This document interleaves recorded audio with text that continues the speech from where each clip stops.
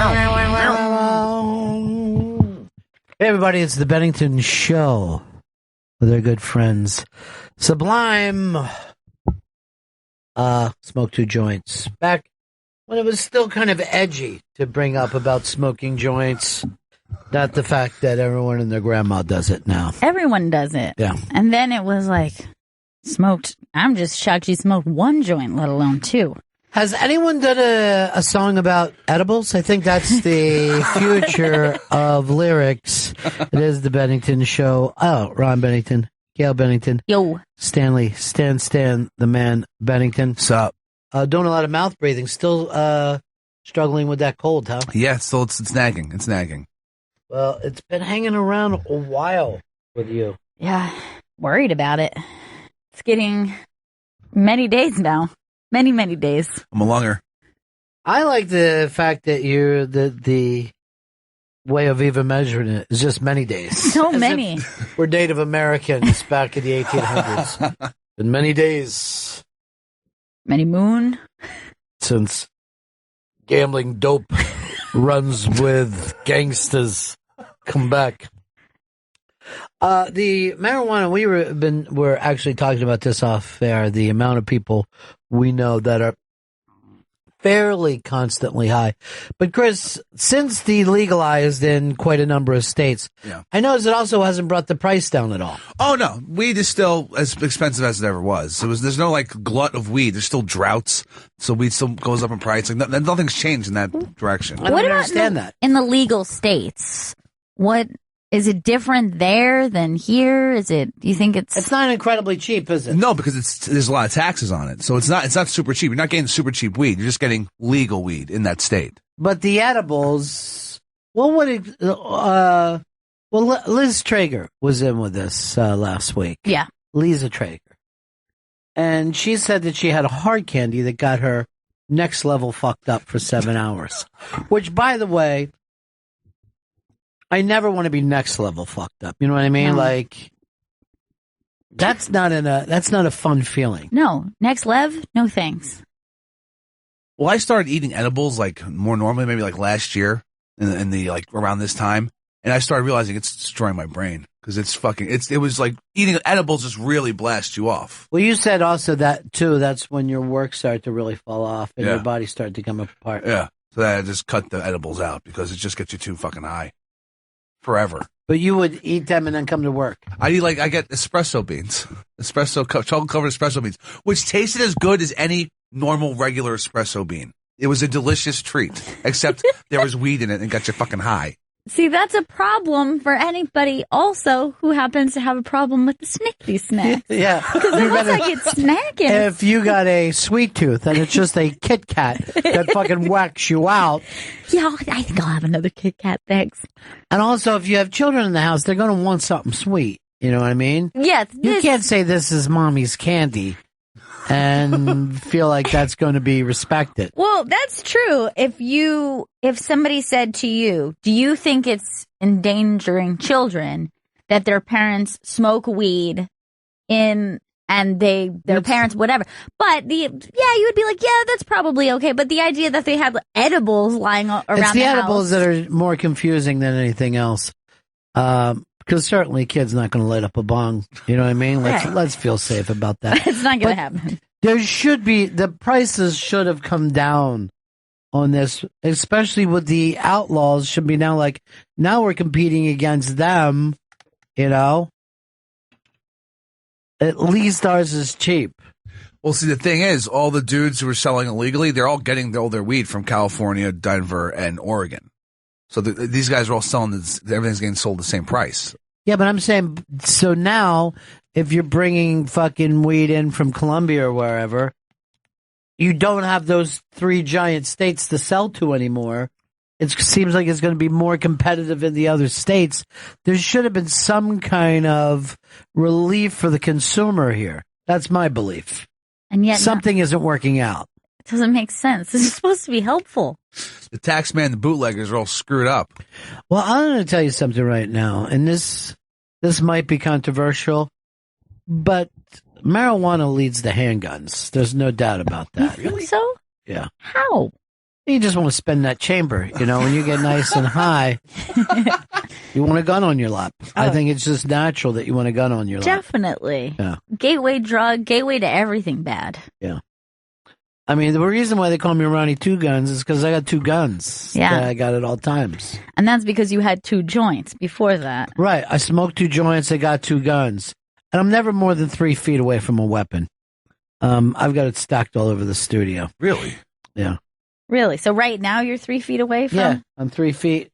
I'll walk another 3 feet. I'm 3 feet from another gun. I got them hid. All over the place. I don't know. When you get a guy like Chris Stanley, you're almost anti-legal weed now, right? And you Pretty much. smoke all the time. Yeah, I smoke. Yeah, I love smoke weed. But why don't you want it to be legal in New York? It seems In like the city, state, and county of New it'll York. just become like too corporate. Like we've all seen what happened in Denver. Like it's just like regular dudes who don't smoke weed. We're just making edibles. What's wrong with that? Yeah, but you're saying it'll become too corporate. But on the other hand, you're talking about people being incarcerated for, crimes that are, non-violent crimes. It's ridiculous. Yeah, but that isn't weed. Yeah. That's the other drugs that I also think are ridiculous. I mean, I don't see how you could have legal weed and not legal heroin. Well, if somebody wants to get high, the fuck's that got to do with everyone else? Sit in your house and get high. But our prisons are full of people who sell drugs and consume drugs. Yeah, but those people who sell drugs and consume drugs, in the terms of sellers, they're definitely fucking got guns on them as well. Illegal guns. Like, they're not like, oh, they're fucking laid back people just selling fucking weed. They basically are like, I'll kill somebody who tries to sell weed in my fucking area. Right. That's the kind of people who go to jail for drugs. And if you, it's just like if they were selling illegal flat screens, they'd fucking shoot you over that as well. Well, you hear his mouth breathing? It's fucking crazy. Oh man, You're not getting anything through your nose, huh? Nope, there's nothing. It's totally clogged. Where's Joe at? Maybe you should be back in the other room I like know. the old days. Yeah, I should go. This was premature. Going back in there. Man, he's so bad. He's Oh, so God. bad, yeah. Why do you come to work? We don't need you. We've proven that. I like coming to work. I know, but you're spreading your disease. Yeah. I'm having lung problems. Oh Me shit! too. My lungs are killing me. Are they really? Yeah. Tight. I slept with one of those vape things. I don't know what the fuck it was. You ever see those? Yeah. Vaporizer? The Oh, yeah, I guess humidifier? it was- I don't know what it is. Somebody else said it. My chick set it up for me. So I'm sitting there, all this puffy smoke, and I'm thinking, thanks, Hicks, fucker. Oh no! Smoke joints in the morning. Chris out of the room. Joey Jojo into the room. It's that simple, Gail. Please, guys. We need to quarantine Chris. It continues on. The sickness is not going away, Chris. Well, most people aren't attacked from the outside and the inside the way he is. But, he could also take time off the way other people do and not drag it in here. The rest of us. I would appreciate if you would take some time off. Chris, Maybe. do you think we wouldn't accept that of you? Or, see, he's afraid that we are going to say that we don't need him. But the other side could be like, hey, we miss Chris. Because, we tend to miss people when they're not around. It's not like we like them more because they're here mouth breathing into a mic and fucking up and not being able to pull stuff off. Joe, you worried about, it's good to see you back in here. Thank you. You worried about, as you called it, your red eye for a couple of days. And I'm like, what are you going over to Fox? But you got the pink eye for a long time. Yeah, no, I think I'm an expert when it comes to pink eye. I know everything about it. You should know. You have glasses. You have built-in protection, something that we don't have. Yeah. I'm exposed at any point to Right. any germ right now. You're vulnerable. Is flying into my eyes. Right, I just had to rub my eye. No, don't. I can't help it. That's how it spreads. I'm doing it with my wrist, though. Oh. My Okay. wrist is very, Don't touch Chris with your wrist. It's easy to remember. Anyway, we got into that weed talk, and I just watched him, and I'm like, I realized that he's high today. The way he's leaned over, head cocked, wearing sunglasses in the middle of the afternoon. That's a weed head. Are you high today? I smoked a little bit, yeah. And then here's what he does. He goes out in the garage, he smokes some pot, and he goes back up to his room, and he keeps those Playboy magazines under the mattress, and he pulls them out and looks at them. Ew, Chris, your nudie mags? It's better when you're high. Nudie mags. It's better when you're high. Actually, there was a time where that was a nudie mag. It's now, what is it now, like Esquire? I haven't seen the last of the nakeds or the first of the unnaked. Yeah, well, the first non-nude Playboy comes out this week, this Friday. It's going to be released. Yeah.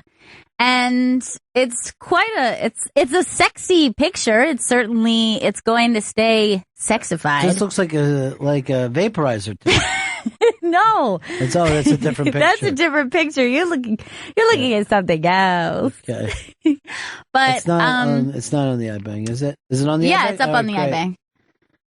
So this is the first ever non-nude but still sexy Playboy. And you can see they've gone with a whole new look here. The iconic Playboy image being that kind of airbrushed, fake boobs, kind of. Well, I mean, you said it's not airbrush, but her right shoulder, this is a right angle. That's literally her arm and shoulder goes up, and it's almost like there's a square of skin there. Well, the angle comes from their whole idea of it was that it was going to be like a sexy selfie. So at the bottom of it, it actually is like as though she's sending you a sext. Guess what? That's from the wrong angle for that selfie. That selfie would be shooting to the other side of her, not that side. Maybe she has a selfie stick. Unless her arm switches around. But don't you see the right angle of her of the left shoulder? Right. It's phenomenal. It wouldn't quite make sense that way. No, forget what that is. I'm going to walk over here, Joe. Jump up. Mm-hmm. So look at the right angle right here to this. No one is that sharp. And notice neck, shoulder, elbow, tit is a perfect square. You're right. That is very unique. Do you think that, because their whole thing is we're not doing the airbrushing They airbrush the fuck out of that. No human could look that way. Maybe she's just bony. No. There are parts of her body cut out. No one can make a perfect square from right tit to left shoulder, left elbow to the neck. Maybe that's going to be the new sexy thing. It's just like really angular. She's got the square going, man. Oh, man. The square is going to be the new thigh gap. Check out the square on this gal.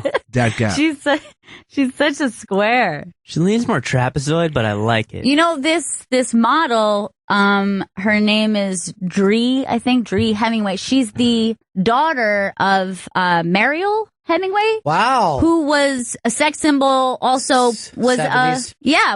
In Playboy as well. So the apple doesn't fall far from the tree. Well, that means that this one will be suicidal too. Because the Hemingways got that in their DNA. Oh no. Yeah, they all do. I didn't know that. Yeah, well, he killed himself. She, I think, was an OD. I don't know whether it was on purpose or not. But Dree, the sexy square, I'm not even sure about.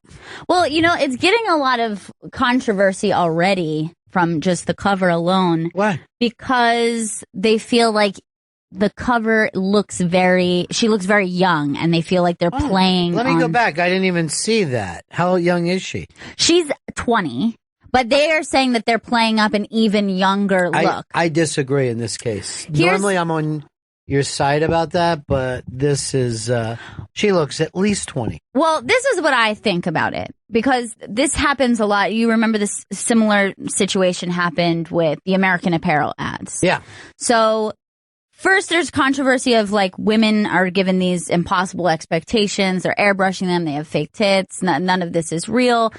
Are we really showing what a real woman looks like? Then the backlash of that, which is sort of like the way the American Apparel ads, where they were wearing much less makeup, they were less busty, they showed their flaws more. But then everyone said that was disgusted, like that they looked way too young. And then what is this perfect middle zone that everyone's going to be comfortable with? They can't look too womanly or they can't look too fake, but if they look too real, then it's too young. I mean, to say that she looks too young, right, at 20 years old, Playboy models were, the previous Playboy models are 20 years old. Yeah, I mean, there's kind of a sweet spot like there would be in any sport. Gymnasts and swimmers are even younger. Right. So we have a sweet spot of when we think someone peaks for a certain thing. And apparently with female models, it's fairly young. Now with male models, it still doesn't exist. There is not famous male models. There's not male supermodels. So you cannot blame men on the modeling thing. It's all women. Yes. For them to say, look, you're sexualizing this for men, you're not. Men are not buying these things that have supermodels on it. Women are. Now, in the case of her, she's 20. I don't think that she looks 13. I think like she looks like a person in her 20s. Matter of fact, I even went higher if I was the one, if you would have just said, how old is this person? But her name is Dree Hemingway. I don't like the title that they put, You Forgot About Dree, because I feel like that rips off everything that I was trying to do in the hip hop movement. I know, that was all you. Yeah. You really started that Well, whole... it's me and two other dudes. Yeah, but you're the one everyone remembers. Thanks. It's good to be remembered. I just don't... The problem with these kind of models today is that you could find it anywhere. I have a new thing. I Google nude people. And I brought this up last week. The amount of nudity that I could see. You just go to Google, just regular Google? Yeah, Google. Google's a search engine. Okay. And in that search engine, there's a search bar. Uh-huh. And what I do is just put nude people. And go ahead and click that, Joe. Okay. Images. And look at the amount of nude people. God, that's just shocking. God. Now, here's the interesting thing. Right before the word nude, put non. And let's just see how that changes your search abilities there. All right. Non-nude people. Look at this. Whoa. And that girl is there just on the second line. There it is. Yeah. Playboy cover is right there. There's Dree. Yeah. Y'all forgot about Dree. Yeah. I prefer nude people search. What's that? I prefer the nude people search. Of course you do. I bet. Well, it's funny because with the Playboy, it's almost like it's giving more attention. Like that was the thing, was the all nude Playboy was not getting the heat that it used to get because of the internet. Now they're taking away nudity and somehow everybody's talking about it again. Well, it's almost like the same thing with Chris's favorite thing, the fappening. Yeah. Right. Where it's like you have the ability to go to the internet and see all these consensual people who they want you to see them naked. Well, I'm working on something now, and I think it's going to work out just not for me, but for all of us. Okay. I call it the non-nude fappening. And what it is catching some of these Hollywood starlets with clothes on. Really? And I have got to tell you, it's erotic with a capital U. Really erotic. But that's me, Yeah, but I can't even imagine how you would get these photos. Yeah. Well, somebody was asking me for stuff because I'm dealing in this.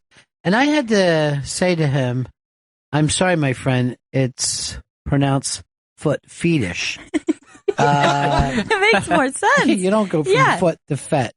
That's ridiculous. So this person has a foot fetish. And I have promised to, through my search engine history, find him. Like, just put up, go to your search engine. Okay. And just put in bare feet. And bare feet. Yeah. Like bears? No, not that kind of bear. Oh, bare feet. And look at that. Wow. Oh, All my God. you want to say. For someone with a foot fetish, Yeah, foot fetish is the way it's pronounced. foot fetish, somebody who has a foot fetish, they're seeing happenings all over the place. They can't even help it. It almost seems like you would be really lucky to have a foot fetish. Well, yeah. You're walking around the beach. That's a topless beach for them. Yeah. Well, bottomless. I mean, far bottomless beach. But that's the thing. As soon as you see something, right, you want the thing that you can't see. At one time in the 1800s, guys were just like fucking crazy about elbows because they never got to see a woman's elbow. Yes. Elbows, knees. I would imagine the meats probably would be in there. Solid meats, just going back and forth. As long as you don't touch the meats, I'm fine. You can look all you want. Gaze upon the meats. Just don't touch the meats. Do not touch the meats. That's extra. You know, we were sitting around. Remember, we were talking the other day about how great the Super Bowl was, and you know, we went over some of the good plays. Oh, yeah. But then you got to remember, there were some bad plays. There was a couple bad ones. Terrible. Yeah, there were some of those plays I didn't like at all. But there's now, if you think of all the women in the world, right? None of them are interested in those guys' feet. Like, women don't like men's feet. Do you know what a woman's foot fetish is? Let me try to guess here. I'm going to say chest. I think arms. Like, I've heard girls who are just really into arms. And that's not just super muscular arms, but just whatever their weird thing is. I have talked to women who are just really into arms. They never say that, though, right? Have you ever? No. I think it's specific. I think it's like a... Is it a but then Brooklyn also- thing? No, I don't think it's a Brooklyn thing, but I think it's not something that they feel. They're probably not on the same level as men with the foot fetish thing. Yeah, I mean, like, would they want to rub themselves on a man's arm? Exactly. That's why I don't think that they could have that level, but they can sexualize things like that, but not at the level that men have the ability. And I think that's because men are more visual sexually than. I always thought that a woman's kink would be more acting something out. You know what I mean? Yeah. Like, if more guys would think to themselves, I'm going to take some UCB classes because women want to, you know, they want a backstory. Yes, there's a mental stimulation with a woman. I think also even the way men are visual, women like to hear things. Auditory. Yes, they're much more auditory, and I think that they hone more in on that kind of stuff, and they're less like, oh my God, I visually see a man and I can't stop thinking about it, or like, I don't think women have that as much. Right. You know, it's not 100% probably. But they like to hear a little talk. Yeah, a little something that they like to hear. Yeah. I always thought it was our cute butts. Now, think that that's made up. are you that's made up from TV sitcoms by old ladies. Now, are you a dirty talker to the ladies? I have been known to dirty talk. All right, don't even look at us. We won't look at you. And don't go for the joke. Be 100% serious. Be All right, serious. I will Yeah. actually say what I've said before. Okay, let's hear it. I'm already so uncomfortable. Yeah, you like this fucking dick? You like this fucking dick inside you? You take this shit. Take this shit right now. Then I slap their ass. All right, here's the thing. Why would a woman want shit inside her? And why are you so angry? That's not even normally your way of talking. Nice. Why Well, are you yeah. nice to her? If I'm like in the moment, you know, and they're in the moment, I've So noticed. your fetish is a rape fetish. Well, no, she's You're asking into if it. they like it. I had my old girlfriend was really into How dirty old talk. was she? Elderly. Super old. Be like, oh, I love these gams. I love these getaway sticks you have. Getaway sticks. So she likes something from her time. By the way, we're going to be talking movies a little later on with our friend Leslie, and then we're playing an Unmasked. I still have a lot of movies I need to see for the Oscars, but I got to tell you the truth, I'm not even that into the Oscars this year. This was my slowest going year. Normally, I'm pretty excited by this point, and everything I haven't seen, I'm trying to see. Even the stuff that I don't is not really up my alley. This year, I'm having trouble getting going. I just keep looking It's at not your this. fault. It's movies' fault. Movies are to blame. Movies, you've let me down. Movies, I love you, but you're bringing me down. You know what I'm really uncomfortable with? And can I state something that makes me uncomfortable? Sure. Yes, you Because can. I'm going to HR with it today. Okay. This kid, Joey Jojo, No. coming to work wearing an N shirt is offensive. Disgusting. Capital U. We know what that means. I thought you guys wouldn't notice. Seriously, why are you wearing that? Well, today's laundry day, and this was a knockoff Minnesota North Stars jersey that I bought. It just has a giant N on Yeah, it. it has a giant N and 2 stars on it. I got it for $5 in Tribeca. I don't care what you paid for it. It's racial. Yeah. Try to explain that to somebody who it offends. You're not going to be able to. You're going to bring up the price? I don't think so, Jill. When's the New Hampshire vote, Chris? New Hampshire? New Hampshire? Hampshire. You don't even know what. We're doing it from a movie. You just thought you'd say a word. I just wanted to join in That's on the not. New Hampshire. But don't. If you don't know what we're doing. We're all making sounds. I like noises. It's today. Oh my Today's the God. vote. Yeah. That Wow. is exciting. I'm from New Hampshire, so I got to head home and vote. Right now. Now, You're who's never running? going to make it. Now, well, the thing is, I'm registered communist, so Okay. They just let you come Yeah. and go as you please. communist as you are. So today is it, not tomorrow? Oh, it's today. Today's the primary. God, It's I'm glad exciting. you asked because I Yeah. was thinking it was tomorrow. Man, I got to find my voting card. Hey, Absentee? Absentee shirt is what I like to do. I also doing an absent iced tea. Delicious. My first ever vote was an absentee ballot, and I just really didn't feel like that comfortable with it. I felt like I didn't really do it. Well, I said this. I said the next time I vote will be with a bayonet. And that's because, Who'd you say that to? well, Just the old lady at the polls? yeah. And then I took it out. I go, feel the end of this. Well, imagine that going up to your lip.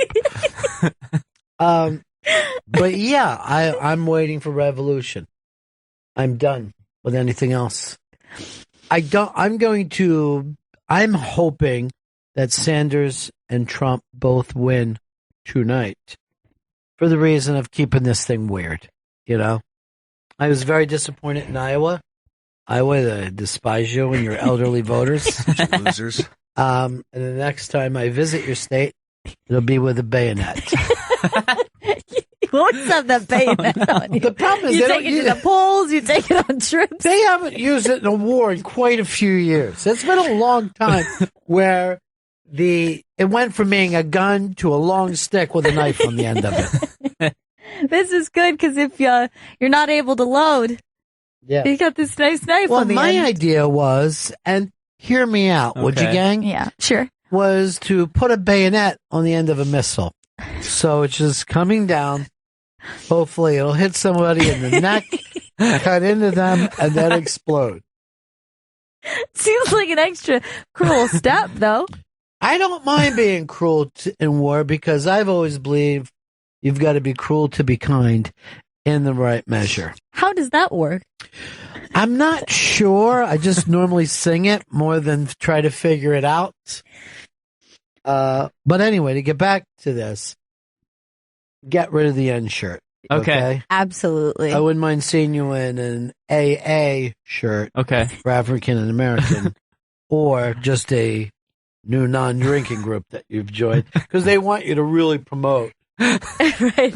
Maybe a AAA shirt. I'm going to point out this is the worst T-shirt I've ever seen. It actually was a T-shirt that made me laugh out loud, and it wasn't meant to be funny. But I see a gentleman, and he's wearing a shirt that says, "My sneaker game has no shame." And we're both standing there on the street in New York, waiting for the light to change. And I'm not kidding you. This is minimum a 48-year-old man No. who wants the world to know Sneakerheads. that his sneaker game has no shame. Now, I must ask, Did you happen to gaze down to just check Yeah. out the sneaker game? Yeah, I can't tell you the type of sneakers he had, but they're the same color as his baseball cap. Okay. Orange. Okay. So he felt very comfortable then. There was no shame to his sneaker game, but I think that should be said without it being on a t-shirt. That's my own opinion. He's not ashamed. Of his sneaker game? No. No. And why should he be? All right, coming up next, we're going to talk movies. Mm-hmm. I'm looking forward to it. Are you? I am. Even though you haven't seen many movies this year. I'd like a little cheat sheet on what I should see, though. Well, yeah. Do you like to see everything that's nominated for an Oscar?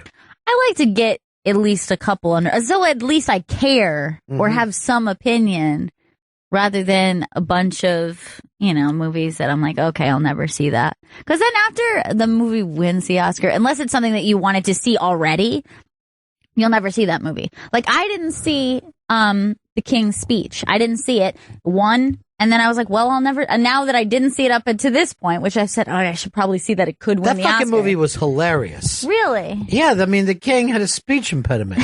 I was fucking laughing and pointing the whole time. My favorite film that didn't win the Oscar, and it broke my heart, and it was called Room with a Jew. And it was about a guy. Well, see, that's my same confusion. Yeah. I was really excited to see the movie because I thought it was called The King's Speech.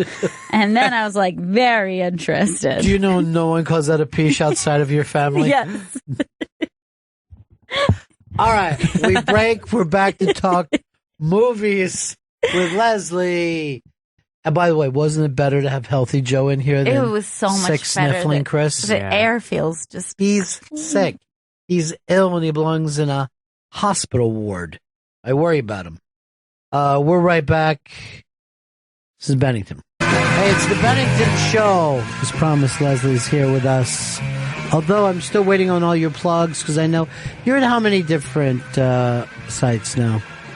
Million? Primarily just the one that I Yeah. write primarily reviews and do interviews and stuff with. Yeah. And they're the ones that I do all the film festival stuff for. It's nice to have kind of one because, Oh, I mean, having one or having two, I think is a lot easier than having multiple ones because then you have to shop the material around. Now, here's the deal, though. The movie industry, is it being tougher for you to cover than it was years ago? Well, I mean, if you look at the way they're releasing films now, you can get like 25 movies out a week, which is literally impossible to cover all 25 films. And the problem is that some of them are they just got out for reasons. They're not bad. They're not great, but they just don't kind of merit a review sometimes, or they don't merit, I mean, you just kind of say it's out. I don't really know who it's for. So there's like 5 films that always kind of merit a review of some kind. There's a few finds, but to get through all the finds, you have to go through like 25, 30 movies a week, which is impossible. See, here's the deal. I'm not as in love with movies as I used to be. And I was at different times in my life, and I'm sure it'll come back terribly in love with movies. Yes. But the rise of the series / TV show, because they're not all TV really, because they're Yeah, Netflix. because they're internets. Yeah. I feel like it has caused a lot more competition than there ever was. Is it competition good competition or bad? Because I don't know, competition can be good.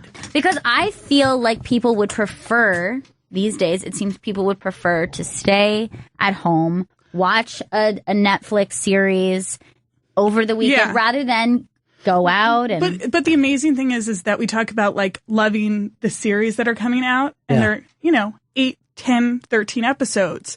I go to movies and it gets to 2 hours and I'm like, this is too long.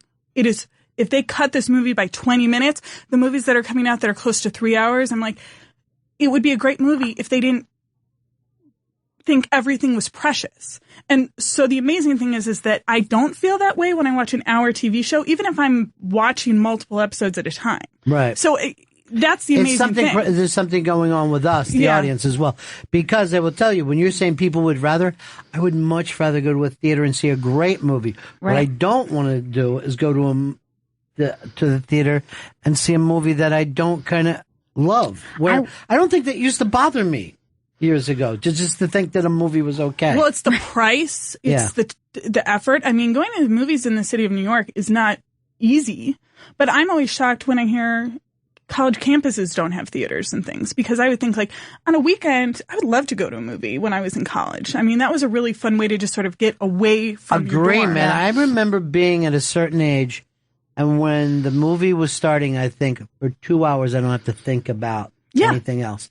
And that was so exciting to me. And I wonder if this change is just coming at the perfect time with the internet, with smartphones, with social media, where people actually don't want to shut off. And the idea of shutting off for a couple hours is not comfortable for them. And so therefore it makes less people want to go out and see a movie while it's still in the theater. But the funny thing is like, if I was watching a half-hour TV show of something, then I love it because I love it. It's a comedy. Like, I don't check my phone when I watch the show Bob's Burgers, which is ridiculous because I'm sitting there at home watching it. But I'm just like, I am relaxing for half an hour. I'm chilling. Yeah. And the funny thing is, it's like you go to a movie and you're like, that's the reason to go, is just to sort of immerse yourself. It's the reason to go in a theater, is that you have the perfect reason to say, I'm going to be gone for 2 hours. I'll check back with you later. And people don't want to do it. It seems, and if they do want to do it, they want to do it because it's some roller coaster ride for 2 hours. But I will say, it was a really fun experience seeing The Martian and seeing Star Wars in a theater full, number one. Number two, I didn't see anyone on their phone. It was really fun to be in that audience where everyone was engaged. Mm-hmm. I went and saw Star Wars with my mom, and it was out later, so it wasn't a packed theater. Didn't enjoy it nearly as much as I had. So the fact that the audience was there, I remember at certain points of my life seeing because I saw like the Pythons in the theater and the Mel Brookses in the theater. The Python thing is perfect example. Yeah. I had tried sitting through them, and I could get like half an hour in, and then I have to take a break. I saw Holy Grail in a theater with people who were in it. And I was like, I get it. I understand it now. Yeah. I think comedies are essential to see in a theater because you just kind of get into the rhythm of things. I saw, it's a play, but I saw Noises Off with Andrea Martin, which was like thrilling experience.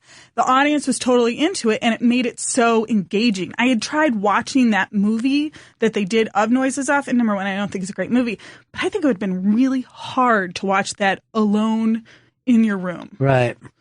I know I brought up like the Pythons and Mel Brooks because I remember being a kid and people laughing so hard at that you would see people like jump out of their chair or run down an aisle. And those kind of things don't feel like it happens. Although the last time I remember was Bridesmaids. Oh, and the shitting scene in Bridesmaids, I looked around and went, these people are even enjoying this more than me. They are going crazy. Let me ask, specifically with Bridesmaids, because I loved Spy. I thought it was funnier than Bridesmaids even. Right. The scene that you're talking about, it was funny. That was not the scenes that I was laughing at the most or the most interested in. Like, the dynamic between the girls was the thing I was most into, which was always surprising to me because then I'd meet a bunch of guys who were like, that scene was amazing. I'm like, that's not Well, here's the what I think happened, scene. though. I think that scene caught everybody by surprise. Mm-hmm. And the farting scene in Blazing Saddles was the same way. You'll never be able to do that again, just like the shitting scene now is done. That's, taken care of for life. I think it took people by surprise, but it captured something that I don't think you see a lot in movies, is that kind of wild, like, laughter that happens Screaming when laughter. like women are together and things are going really wrong. There's something that happens, and I thought that movie captured a dynamic of where women will laugh at the uncomfortableness of something. Yes, Yeah. or just That's like funny. you know, Yeah. like my good friend is in pain or is Right. in peril, and we're all losing it and crying, laughing, and she's suffering.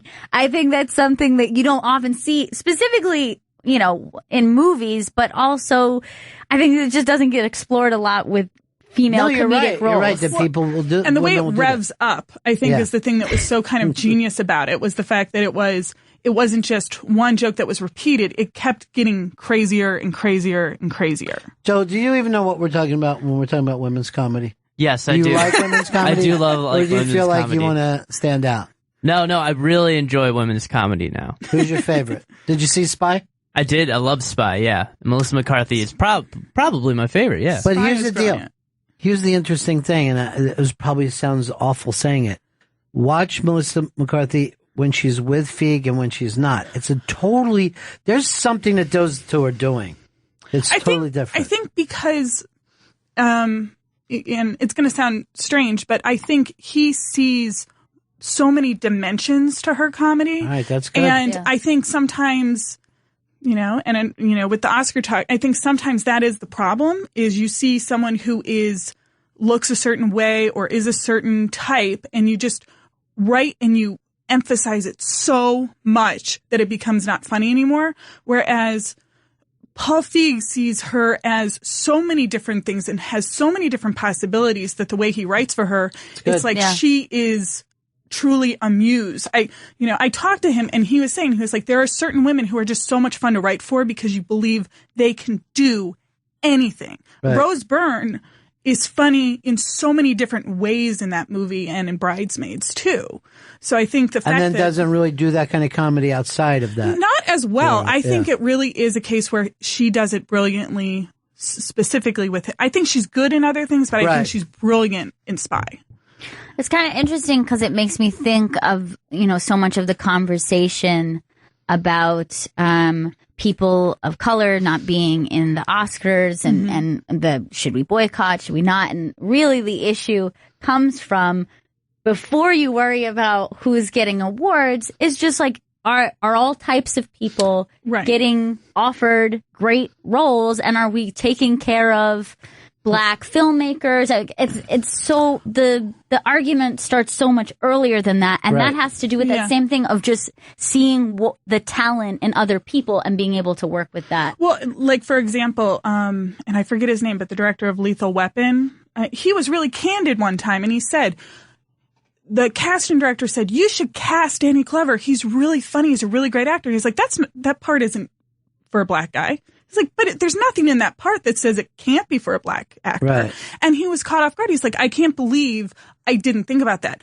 There are a lot of parts that I wonder, not necessarily the person who gets it is bad or shouldn't get it, but I wonder how many casting directors only think of it when it's specifically written in the script, you know, black actor 20 years old rather than an actor 20 years old. And so much of that has to do with casting too, because we already know from Hollywood, from TV, until somebody does it, then all of a sudden everyone wants to do it. Right. So if you start to say, you know what, I'm going to feature these types of movies, I'm going to take care of these, or I'm going to write for these types of actors, whatever it Yeah. is, believe me, if it is successful and people like it, it will be copied. But So that's why I it has to remember start. a time when you could only have one big black comedy star. So it was like Richard Pryor. As Eddie Murphy started to get big, Richard Pryor was kind of out, you Yeah. know? So there was no reason for people, you would just see everybody as competition, you know? Right. Yeah. But I'm trying to think of what I would say the movie Friday is a movie that was a small comedy, and white people loved and identified with, even though that you weren't black or from Compton. You know what I would mean? say the same thing about Barbershop. I think that movie did really well. Yeah. And I do think that movie is very funny. Right. I mean, so clearly Creed is not a comedy exactly, but I think it doesn't get into so much of the it just happens to be a black actor in the role, and it's by a black filmmaker, but it's so great because everyone can get into it and identify in some way. Well, we're going to honor Creed by giving the Oscar to the white guy. And I think it does. What better way to honor this I don't film? even, like, the thing that's crazy to me is that Sylvester Stallone is a fine actor. He's not a great actor, in my opinion. He's a fine actor. He became a pretty mediocre actor, I would think. Yeah. And then he went back to being fine. And now because he's kind of back to where he started, we're giving him an Oscar. It's so crazy to me. It's like, why? You know why? We're still thanking that man for Rocky. Yes, for the first one. That's really what he's going to get the Oscar. And I thought his performance was good in this movie, and I enjoyed the movie in itself. I enjoyed what he brought to the movie, but when he gets this Oscar, the Oscar is for Rocky. And he knows it because that acceptance speech at the Golden Globes was proof. Because it was, like a Rocky. Lifetime Achievement Award speech. I want to thank everybody in Roxbury, Upper Darby, Fishtown, everywhere. So you're not buying into the don't watch the Oscars because it's a more complex. I think that's the thing. Yeah. It's so complex, and I love the fact that people were saying like the Oscars reacted quickly and aggressively. I'm like, if the issue is really complex and it deals with multiple problems that's on an industry level, not just within your group of people, acting quickly and aggressively is probably proven to not be the best way to respond to things. You got to kind of think and look at the reason. Like, is the industry having a problem? Or the way that you're voting for things the problem? If you look at the Academy Awards, only actors get to vote for actors. Yeah. So, and it's crazy. I mean, you have people who don't actually have a category who vote for the Oscars. So then they're voting for the best picture, but they don't get to voice their opinion on anything else. So it's so complicated, and getting rid of a bunch of veteran people who have worked for 30 years and saying, well, you're not working anymore, so you don't get to vote. It's like, well, that doesn't solve the issue either, because what you don't want is people who are so aggressive in their industry that someone getting an Oscar is a financial benefit to them, not a merit benefit to them. Right. That's a good point. Or jealousy, just like I can't go choosing Leo because I'm up against him every other time we turn around. The last thing I want him to do is have an Oscar. Yeah. But really the whole thing of awards is so... you can never, I don't even care if it's the Nobel Peace Prize. You got to still say, well, maybe. Well, the point of the Oscars is the same point of having these top 10, top 20 list. Yeah. It's to generate discussion and potentially get people to see something they're not seeing, or potentially get people to go take a look at something they wouldn't have given a chance to. The sad thing is that unlike the 90s where you had studios buying up smaller films or making smaller films, now it's the top studios buy the top movies, and they release a couple of prestige pictures in November and December. The movies that are for adults, which is always the big conversation with Academy, is they're not making movies for the older people, are the movies being made by the smaller distributors being bought up at film festivals that barely get a release because they're not getting into the theaters. I mean, I honestly think the bigger reason why something like Idris Elba didn't get nominated was because it was Netflix. They had never nominated a feature film for Netflix. I don't think they were going to, because they want people to go to the theater. This is an industry group that encourages people to go to the theater. Yeah, I mean, remember years ago we used to use the term TV movie, right? Yeah. Like there was a difference between a movie and a TV movie, and no one ever thought, hey, Brian's song is really good. Why don't we nominate it for an Oscar? It just wasn't up. Right. It would never be thought of it this way. We don't know what this damn computer is anymore, or telephone, or whatever we're watching. It changes every second. I saw them saying what the Super Bowl is going to look like in a couple of years, because it's all going to be on the phone. No, just the opposite. You're going to be wearing this mask, so now it's going to look like people are running through your house. I've never sat through a Super Bowl. I do always have the Oscar party. That's the other thing. You do have the Oscar party? I do usually have people over to my house to watch the Oscar. We're going out for the Oscar party this year. Do you get dressed up? No, but I usually make some pretty good food. So, usually try and do a theme thing. That's always fun. I like to, what's some of the themes that you've had over the years? sometimes we've done old Hollywood stuff, which is pretty fun. Ooh. Yeah. Nice. A lot of times I do not agree with the Oscar nomination, so I don't really deal with it. I'm just like, I don't agree. This year was like the mediocre Oscars. It was like none of these movies I was passionate about. Nobody cares, do they? Nobody cares. Well, I mean, when was the last time that your favorite movie of the year was one of the Oscar contenders? I can't think ever. You know what comes up for me is that best original screenplay comes up. That one comes up a lot. But I will say the year it was No Country versus There Will Be Blood.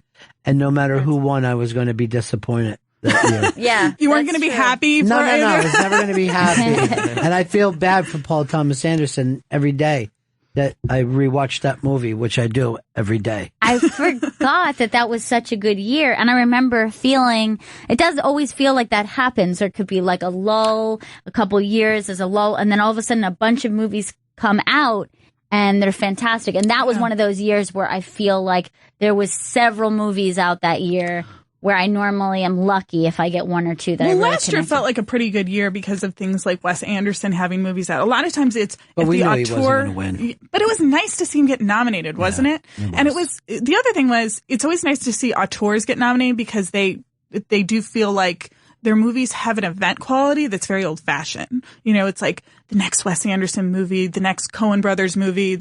I've seen the Coen Brothers movie.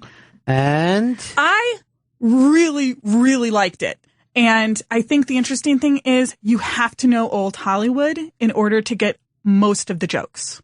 It's very inside. It's very inside. I'll tell you this. I've never seen one of his movies promoted this much. Every time I turn on the TV, and I guess because there's a lot of movie stars in it. It's like the lightest I've seen their movies. It's like it's probably the most kind of jovial. Yes, it's very much a farce. It's a farce parody of old Hollywood films. I look around. Are we going to like? Because I like old Hollywood. Gail likes old Hollywood, but I'm not sure. Do you like musicals? Susical, the musical, is probably my favorite. Do you like tap dancing musicals like Gene Kelly and Donald O'Connor? I don't think enough to get the joke. There is a long segment that is paying homage to that type of actor. Yeah, The that might Coens be- are so strange. They aren't are strange, but I love that about them is that they take a lot of risks like that. Yeah. And they also get such a great handle on whatever style they're going to take on. Yeah. All their movies feel like this, even though they have a long list of them, each one kind of sets on its own. It looks different. It feels different. Sure. The location plays a character in the movie. The time period, everything kind of stands out on their own. So I like that about them. And I'm not sure. I know when I saw the trailer, I thought to myself, I'm not sure how I feel about it. But because it's them, there's no way I won't go. There's no way that I won't throw myself into it and follow them wherever they want to go. But, and I'm not saying it's their greatest movie, but it is a consistently funny movie for someone who loves old Hollywood. Right. But I think that'll be the interesting thing is it almost felt the way that, and of course, part of it is Ralph Fiennes being in it, is it had that quality of Grand Budapest Hotel where it's like, if you get the joke, you get the joke. And if you don't get the joke, I don't know how you could stand watching this movie.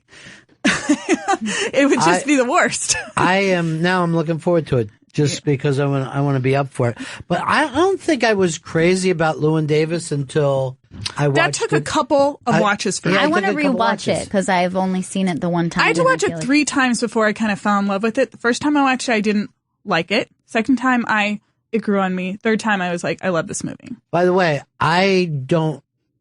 it's because I didn't like the person Llewyn Davis, not the actor.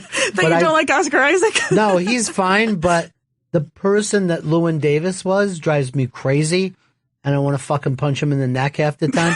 And I don't think that he had the talent that he thought he did. But that's the funny thing about it. Yeah. I mean, I think that's kind of the brilliance of it is it's not about talent for that movie. Right. It's about how you interact with your audience. I think in a way that's the reason why it takes a while to get used to it is this idea of they're making this about the audience and the way that the Coen brothers work with the audience.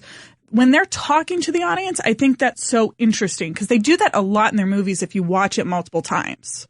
Well, there's also a difficult line to walk when you are saying this person is a complex character. You never want somebody who's, otherwise it's superheroes, right? It's all good Right. or all bad. You, Chris's movies. you want a character, a main character you're following to have complexity. And, it's great to have an anti-hero. But if you downright hate them, it's very hard to stay invested, or if you have trouble connecting to them, like if they're not even as far as being villainous, but you're like, I get where they're coming from, but I find them unlikable. It's very hard. I thought that Llewyn Davis had zero respect for the art form that he was practicing self-interested and chasing. Don't you think that movie's also a lot about grief, though? Yeah, sure. Yeah. It's totally, but that thing which is why sometimes I'll like any kind of light depression movie, and also movies that take place when it's cold outside, but you're inside. That thing of it's just hard to be a human being. You know what I mean? It's a tough thing to do. I've written in a couple of reviews, because I like the term, you do not have to find a character likable, but a character should usually be lovable if it's a lead character. I mean, there are a lot of anti-heroes that I freaking would hate to be around. Sure. But there's a lovability to them. Like, people love the character in Evil Dead, and now I'm forgetting his name, and someone needs to tell me. Do you know? Chris is on it. He's a big Evil Dead fan. But Ash. Ash is not a likable character. He is a dick, but he is a lovable character because there is something very, very relatable to him. He's a lovable dick. Yeah. He's a lovable asshole. He's like Larry David, it's like in Curb Your Enthusiasm. Right. That is not a character you would want to spend No, he's any a time terrible with. person. Yeah. But you know what he does is my favorite thing is that when his nagging turns physical, he turns around and runs. Really, and just to see an older guy running away from a fight is the funniest shit to me. It's Or the like funniest thing. Alan Partridge is another great example of that. Awful human being. Yeah, but he is hilarious to Yeah.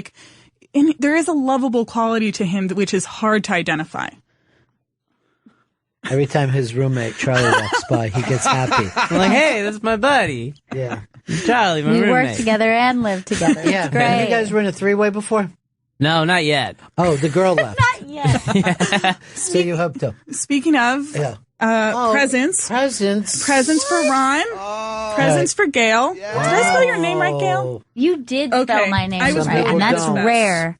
A present for Vito and a present for Chris, Ooh. but they're in the other room, and a present for Joe. Wow. Thank you. By the way, Leslie, you can read. And she's a terrific writer.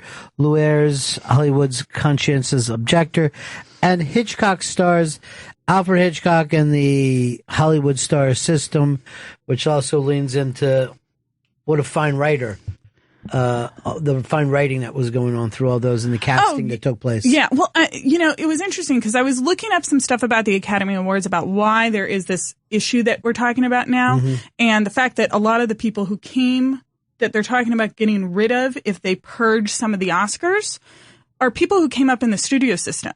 And the Oscars was set up initially to prevent people from unionizing. And then after that, it was to prevent people from complaining about my movie made a lot of money. So give me a bigger paycheck or give me a better contract. And it was like, well, here's a prize for you. Here's a prize instead. You get a big prize.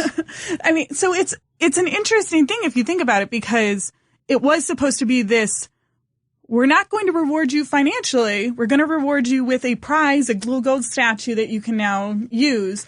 And then around the time that they broke up the studio system, really in the 70s, I mean, in the 80s, they had some regulation issues, but in the 70s was really the time when movies went from being studio movies to having this indie spirit. And then it became a very PR heavy issue with the Academy. So I think that that's a big problem, is that you're going to be losing a lot of studio people who were going in, didn't make any money out of it really, were probably not getting residuals. And they were voting purely based on, we like this movie or we want to encourage this filmmaker. But the thought was that they were out of touch and they weren't seeing Right. movies and they were a little exhausted. And They were seeing black people and going, wait, is my maid in a movie? And you're like, Yeah. no, Grandma. Well, I think the rule has to be you cannot vote if you don't see the movie. You know, I think that really has to be the issue. But then should they be seeing the movie all together at this commercial, where Weinstein is feeding them? In a way, I think that they should probably be dealing with it the same way that they're dealing with the whole, campaign finance. You shouldn't be going to the movie. Number one, you shouldn't start campaigning in November and have 2 months of people seeing movies that you've designated as your Oscar movies. They should have to see the movie all year round. Or you should have a committee that is creating the shortlist for it and say, okay, here are the ones that we demand. If you're voting, you have to see these movies. And if you're voting for a specific category, you have to see the movie. All right, well, we open our presents. Why don't you tell us who your best picture is if you had to say? The ones that are nominated? Yes, the ones that are nominated. Who would you pick? No, on and off with that as well. First of all, 5 to 7, I have not seen. I know. It's a movie film. from this year. It's a New York movie. Uh-huh. It is about open marriages. And it's very. Why did you think I would immediately identify with that? Well, because we've had conversations about there not being enough romantic comedies, and I thought that this is actually a pretty good romantic comedy. And you like this movie? I did. Yeah, I did. I thought they used New York really well. I thought they used New York kind of brilliantly.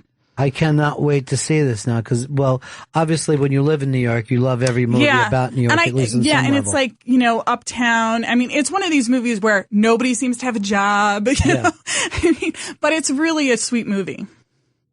I got Slow West, which I have not heard of. What? You haven't even heard of it? No. Oh, it's a great Western. You're going to love it. I'm so excited. This is right up my alley because I love a Western. Yes. And the other thing is it's a brisk 88-minute movie. It is like. You got 88 minutes. Definitely you've got 88 minutes. And it looks kind of Wes Anderson inspired. It's so brisk, I might just watch it twice in a row, back to back. All right, well, let's just go by the covers, and I think I have a better cover than yours. Joe, what do you got? I got something I'm very interested in, the Stanford prison experiment, which I've read about. Yeah. And from my understanding, is this college professor who took his students and turned some of them into guards. And some I'm going of to do them... that here with you guys. Oh, Well, no. Yeah. Based on your conversations about your roommate insanity, I thought it was the perfect movie. It's a very college mentality. Cannot wait to tell Charlie about this. Yeah. What's your favorite movie this year? My favorite one that I saw? Yeah, the Leslie Oscar, if you were giving out your own Oscar. That's The Leslies. my favorite movie, and I'm not even saying it's the best movie, but I thought Ned Rifle, Hal Hartley's movie, was like fantastic. You love Hal Hartley, I love right? Hal Hartley, and I really want to see it. Oh, you should rent it. Like, it's online. The problem is that he's distributing everything himself now, so it's like $30 to get the Blu-ray. So I'm not going to do that, but I do own it on demand now, so you can.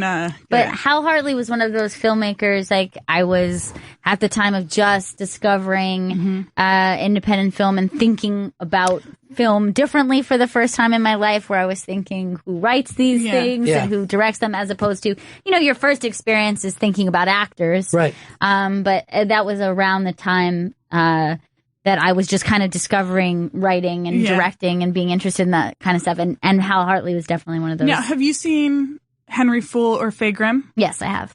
This is the third. It's about his son. Yes. It's about the son. And it's a little bit weird because it took me multiple times to realize that the mathematics doesn't add up with one of the characters, but otherwise you'll really like it. And Aubrey Plaza is really good in it. I kind of run hot and cold with her, but she's really good in it. And the cast that they have returning is pretty phenomenal. I always think that's great when somebody has someone that maybe before that time you didn't particularly like them or you didn't think they were for you, and then they utilize that actor in a way that then you're like, That's oh, what I get it. Sideways did when everybody saw the guy as a comedic sitcom actor. Oh, that's right. And he's so great. And then he goes in and does what's his name? Thomas Hayden Church. Yeah, that was like the big shock of, wait, the guy who plays this role, Yeah, this and it was- strange role, is the guy who was basically the Latka of Wings. And it was such a breakout thing for him because you were able to see his range and he is very funny, but you were able to see he had the chops. Don't you think comedic acting is usually much, much harder than dramatic acting. And I cannot remember a time when I've seen an actor who can do comedy really well, who can't do drama. And I have seen a lot of dramatic actors who can't do comedy very well. Speaking of which, how's Johnny Depp doing? Is he okay? I tried to watch the Mordecai the other night. And I'm like, I can't even do this. Did you see Black Mass? No, I haven't seen it yet. The interesting thing about Black Mass is I liked all the supporting characters in it a lot. Like, I thought they were all great. They have all these great kind of character actors that are really like old-fashioned-y. And I did not like Johnny Depp in the movie. It's so bizarre. And it's also weird because he's the only one made up like that. Like a lot of makeup. If you were picking the best actor in the Leslie Oscars, who would you take? In the Leslie Oscars? Yeah. Paul Dano. Paul Dano, I agree at 100%. Yes, definitely. Loved him in that, but also really dig him as an actor for some reason. Here's how I know that my dad, I watched Love and Mercy with my dad over Christmas vacation, and he really only knew Paul Dano from There Will Be Blood and Little Miss Sunshine. So he was like, oh, that kid from Little Miss Sunshine's in this. I'll see that. And then I was like, and There Will Be Blood. He's like, I don't like There Will Be Blood. And he is like, that was the best performance of the year. He hadn't seen that much else. And he was still like, that is the best performance I've seen in so long. And then he didn't get nominated. Yeah, I think it's crazy. That I honestly, to be totally honest, I felt like that wasn't even Paul Dano in that movie. But you know how he's like an odd kind of character and his energy is weird? The day that I interviewed him, he was going to come in on a Wednesday, and we look up and he's standing there on a Tuesday. You know what I mean? And we're just like, yeah, I guess he's here today. And I don't know whether it was I don't know whether it was them. Yeah, it was Annabella.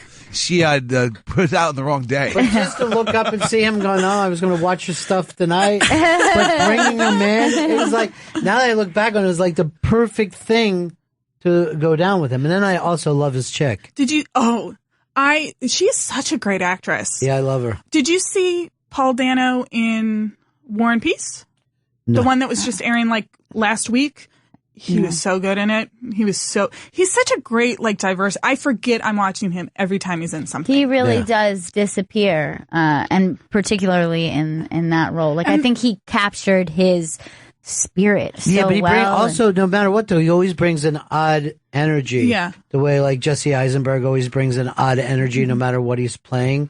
But to be able, like, oh, this weird thing is here, so let's... Well, I think the great thing about Love and Mercy, which is why I thought his performance was so phenomenal, and he is very close in some of the mannerisms to Brian Wilson, but there's also something that is an interpretation of a performance. Right. That is, he's living the character, and he's thinking about the character, and it's not just, he moved like this, so I'll move like that. Right.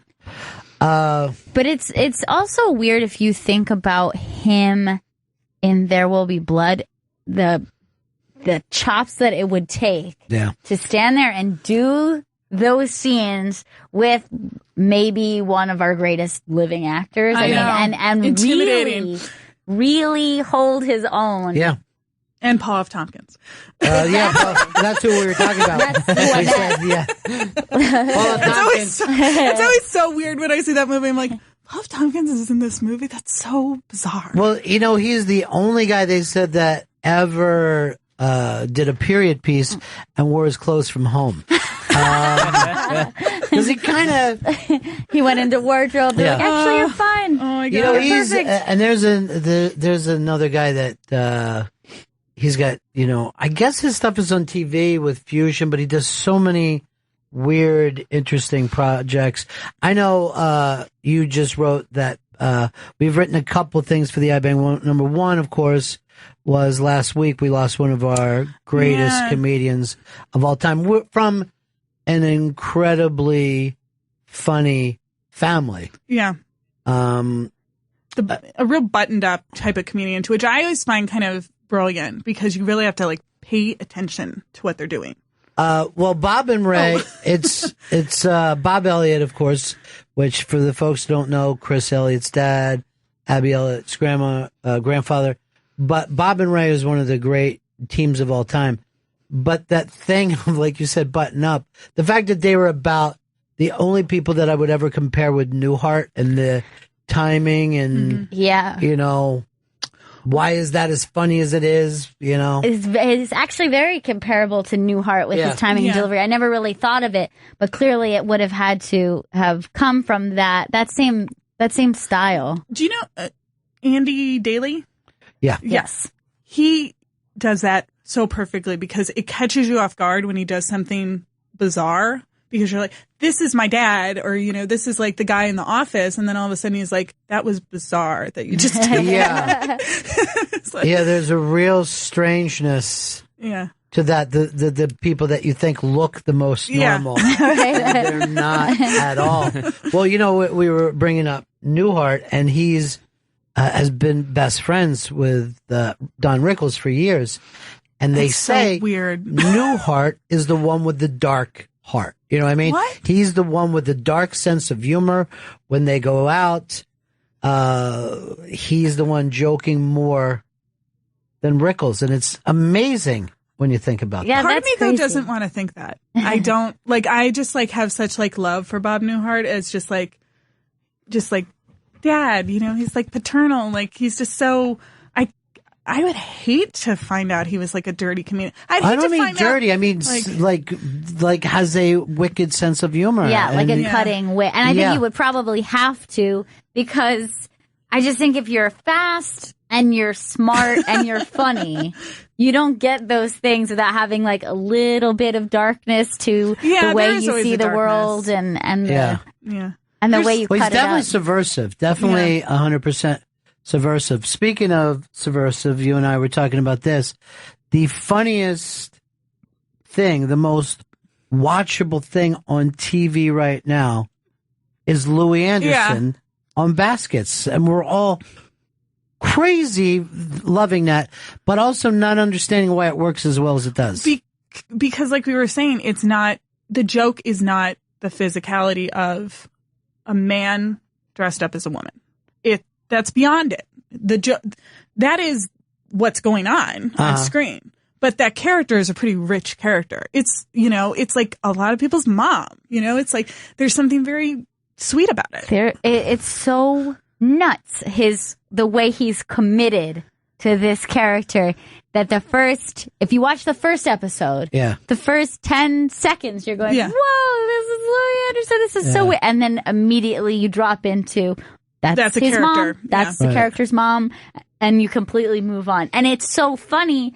And you're right, without really playing on the idea of it's a man dressed as a woman. It doesn't even... Well, Leslie, you made the comparison with the John Waters movie. Well, Divine, I mean, I think when that character was its richest was when that wasn't the bit. It wasn't, there's a man dressed as a woman. I mean, and I'm not saying that drag doesn't have a place or that there isn't sometimes humor in it, but I'm saying when the character is rich for things beyond that, it's often so amazing because then you just are like, it's just a great performance. Yeah. And there is also something very interesting that a lot of times it's mother characters that are being done. Sure. Because I think a lot of men have so much affection for their moms that they get a real kick out of doing kind of an impersonation of their mom. Yeah, and then be able to approach it in a more gentle way, like with subtlety and specifics. Well,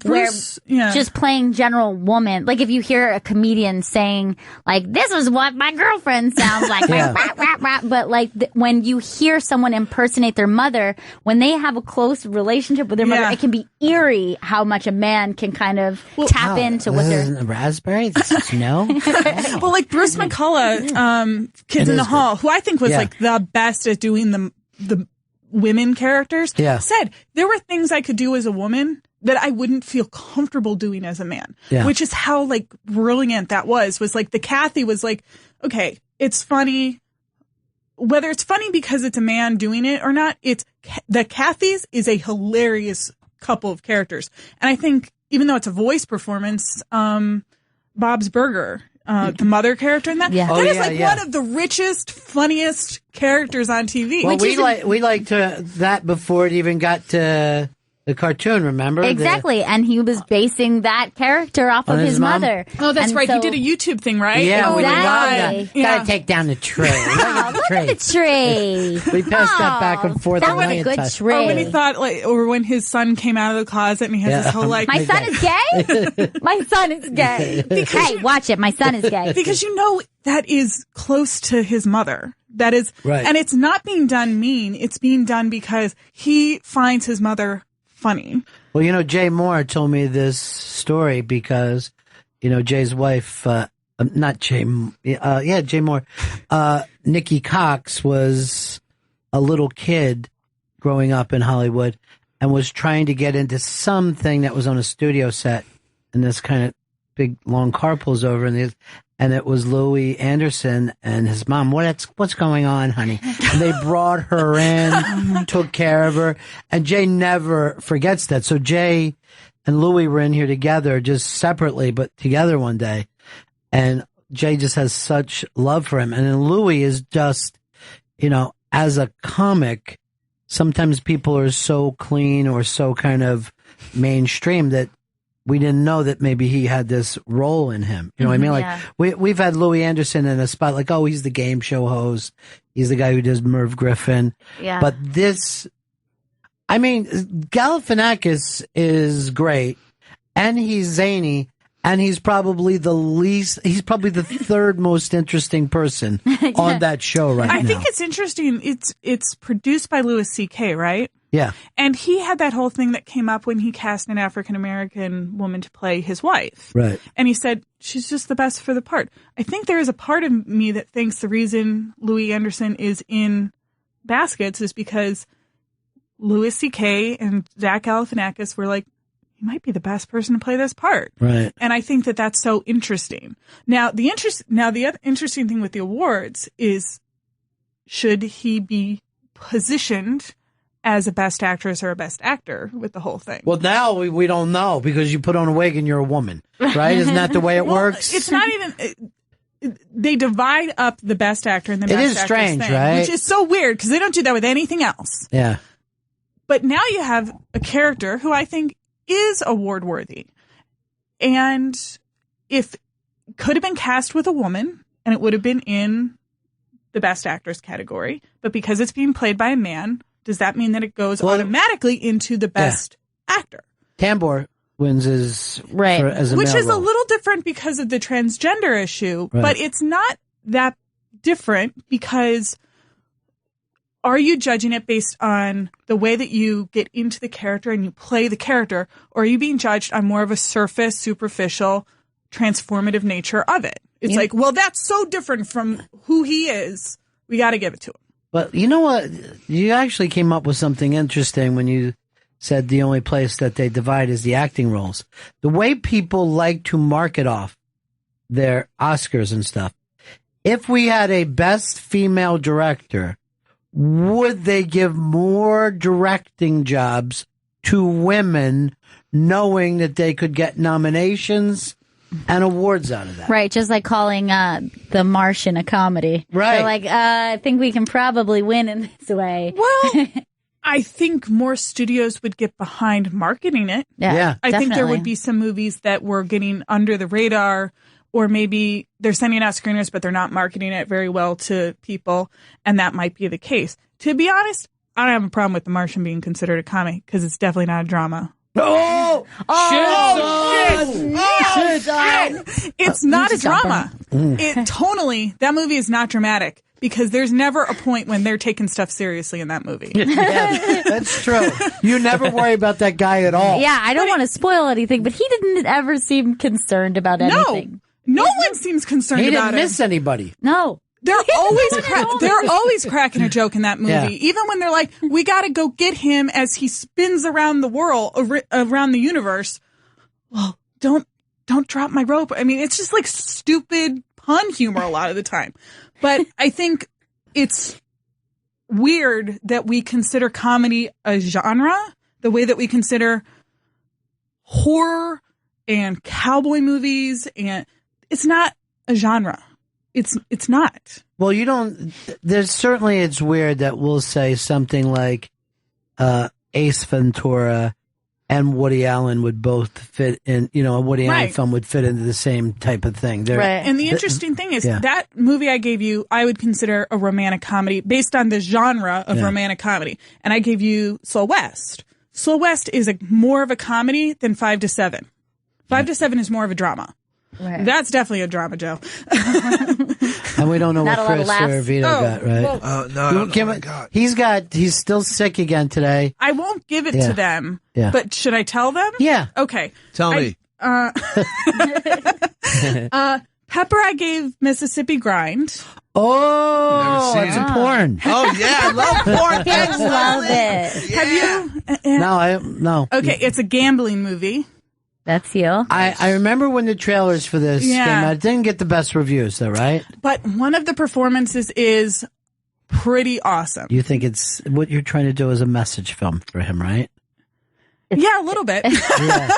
I mean, I you would do worry about him. I do. I was going to give him the movie The Mend because it reminded me so much of Chris.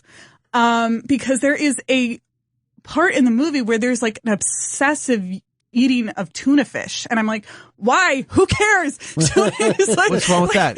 Dude, this is great. it's like, oh, tuna. We got tuna fish. I'm like, So but- gambling. Leslie, like most people who listen, is always concerned about you. Yes. You're always sick or injuring yourself or in debt with scary people well, I or don't, passed out on drugs or alcohol. well, I don't want to give too much away, but there is a point in this movie where someone accidentally gets stabbed. Okay. So It happens. Whatever. It's not a big deal. Perfect for All him. of us keep a couple pints of blood in here because we never know when we're going to need a transfusion. and the movie I gave Vito, I think, again, pronunciation on this one, I'm not sure of because it's a Mexican film, is Gyros. And it's a coming of age. It reminds me a lot of like Bottle Rocket. It's an amazing Mexican movie, but he's a filmmaker, so I thought he would like it. Well, I don't know. Would you say that you could watch, because Vito is a filmmaker, but also watches the broadest films and loves them. He is He both. just loves his big, dumb, broad films. Matter of fact, I never hear him say anything is bad. Everything's always awesome to him. He really enjoys most films, so I Yeah. would say he's Because gonna of the like it. popcorn and the soda pop. Well, it's a really interesting movie. It's about two brothers and one of their friends, you know, a college student and a kid who's like 13, who go to find their favorite musician, you know, and it's just like a road movie. It's a great little movie, black and white movie that came out this year that, again, nobody's heard of. Well, they put out so many, some, like, the amount of times that I'll go on demand, right? Just on my regular on demand, and they go, oh, this is out the same day of the theater, and I'll go like, wait, Benicio del Toro is in this, or Oh. Richard Gere, and these things are available the same day, and I'd never seen a trailer. Sicario is pretty good. That was the Benicio del Toro movie. Yeah. And it did pretty well. But that's kind of an action movie, so I'm not super surprised it didn't get nominated because they've nominated like 3 action movies this year for Best Picture. Well, I just, well, we got to do this quickly too because we ran late with you. Who would win your Best Supporting Actor in the Leslie Oscars? In my Oscar, Yeah. again, I'm not sure if I'm saying his name right, but Tahar Rahim, who is the actor from The Prophet and The Past, is in a movie called Samba, and he plays like the best friend character. The I Joe. don't even like the movie that much, but there is like a section where he's in it for like half an hour that it's amazing. He slays it. Yeah. Nice. And he has a fantastic dance scene in it. And your Best Supporting Actress.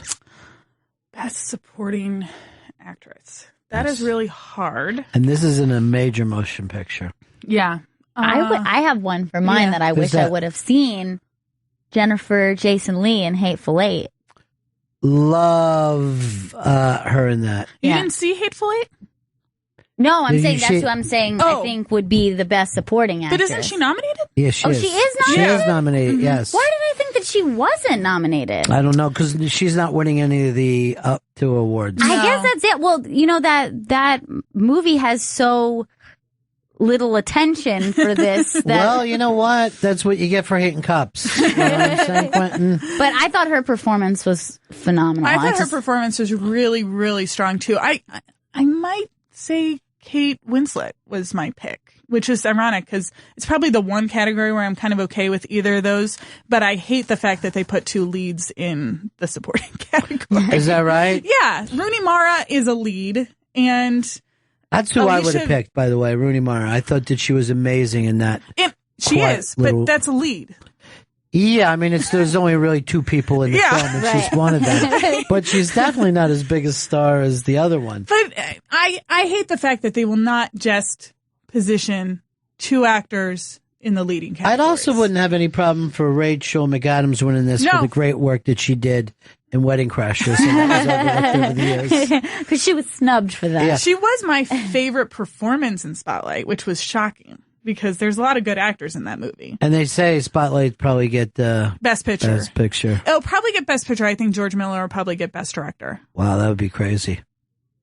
People love it, and the technological part of it, they really appreciate. They go crazy. But again, did you care when a woman died when the baby died? No, I didn't care at all. I was shocked by how much I didn't really engage in that movie based on how much people loved it. And I was like very much in the minority of that movie. There are a lot of people, I think, that they go to movies for something to look at. Like they love looking at stuff on the big screen. But I get so bored. Yeah, I'm I the get same so way. bored if it's not interesting. Like I was more engaged with The Martian. I don't think The Martian is a great movie either, and I don't think it should get. It's funny. No. Funny comedy. I would say Room would be the one from the movies that are nominated that should be Did winning. something awful happen there? At the beginning, But not at the end? I mean, something happens midway through that, but it ends on a inspiring good note. I might just watch the end then. I don't like. You already told me not to say it. It's probably not something You said like. you cried all the way through it, right? I cried multiple times during that movie. There is terrible things happen to people in that movie. No, I cried during Hateful Eight, but it was just because I was thinking about Chris and I didn't know what I can do to get him straightened out. You know what I mean? Like I feel responsible now that you have no parents. Inconsolable. But dude, let me just ask this. Yeah. When did you get Tony Curtis hair? Because you didn't come in with it. You sweated today, and now you have Tony Curtis hair. You look like the Boston Strangler knocking at my door. When the sweat dries out, the poof comes back, you know? You don't have naturally poofy hair. You don't. And seriously, look at him. He's like Pope of Greenwich Village. Charlie, they took my thumb.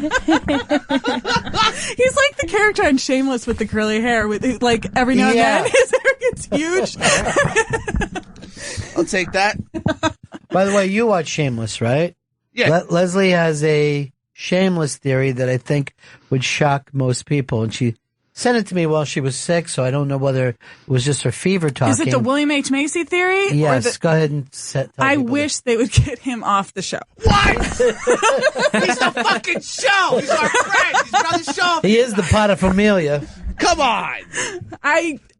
It's amazing. I was sick, so I had watched seasons 1 through 3 and kind of fell off after that. Mm-hmm. And then I was like, I'm home on the couch. I'll watch season 4. Loved season 4. And that was the one where he was dying. Yeah. I'm like, I really wish that they would kill him off. And then he comes back in season 5 and I'm like, I don't care. And then season 6, I'm like, I really don't care. I'm like, I just want the kids. I just want the kids. The little kids? All the kids. They're big now, though. I know. One of them's in college. You know what's like really funny about that show is they still use the same opening, right? So you see like Lip and the other girl look pretty much the same. Yeah. And yet, you see these other people go from tiny little people into big, scary, giant people. Well, I like the fact that the kid went from 9 to, 14? Yeah. And it's only been like 3 years on the show. Yeah. Like mathematically on the show, it's only been 3 years. Yeah, they keep it rolling. I also just like the fact that they've essentially spun off the college stuff into its own CW show. Right. That does have a different world feel about it when they tried to do that with Cosby's daughter. All right, we've got to go to break. You're always great to see you. Thank you for having me. It was a fun time. Well, it always is when you come in because we're movie fans, but we're less organized than you. Leslie's written a couple books about movies. Luaire's Hollywood's Conscientious Objector, and Hitchcock's Stars, Alfred Hitchcock and the Hollywood Star System. Her Twitter is @filmbiographer because it's all about biography for you. You hang out with other biographers, right? I do. Isn't that strange? Did you know that biographers, she was saying? I didn't know they ran in a circle. Yeah, there's a crew. I was just texting to someone yesterday. What draws you guys to doing biographies as opposed to any other kind of writing? It narrows the focus and it lets you kind of look at multiple things. You get to look at personality. You get to look at what inspires work. I think and it's the personality of the work. It's not just sort of a narrow topic. Now, I don't want to put you on the spot, but I know that you've been for many years writing about a favorite character actor of mine. Is any word on it yet, or still in process? I would say the current paper is this big. She has. Should we say who it is, or do you not want to say in case somebody hold could off jump? on one thing? Okay. Yeah. All right. So, but I'll tell you off air. Yeah. And 400 people. You said you interviewed 400 different people. Anytime you get a lot of live people, it's complicated. You're better off with dead people. It's not that. It's just it's a lot of people to juggle. Yeah. You know. All right. We have an Unmasked today with TJ Miller, so we're going to play another Unmasked for you. And then tonight, we're with Voss and Bonnie and a couple of very special guests. So that's great. Those tickets are sold out, though, Chris? Yes, they are. Check in case there's something, maybe there's a way. All right. People, like if they call or whatever. All right. Yeah. All right. Yeah. I'll look into that, please. Yeah, look into it. And if there is, tweet it out. But we got an Unmasked for you coming up next. Who's that, Chris? Mr. Chris Elliott. Oh, the top's with the Bob Elliott story, and go over and read what Leslie wrote up on Bob Elliott, because that's one of my all-time favorites. Yeah. And then his son is literally one of my all-time favorites. And his daughters are delightful. Fantastic. There's something hilarious and wonderful. And by the way, they all live in Connecticut. I don't know how they're able to pull off that life. You know what I mean? But yeah, they're all just great. All right, we'll be back with an Unmasked that I remember when this happened. At one point, I was laughing so hard, I saw white light, and I'm like, I'm in the interview, so I can't just be sliding and falling down. So I started to try to keep my laughter in, and I was doing a shaking, and I thought I cracked a rib. Chris Elliott just has me.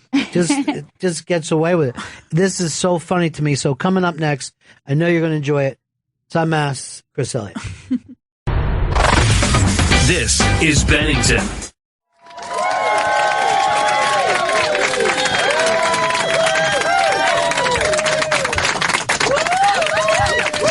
Chris Elliott. Chris Elliott. There you go.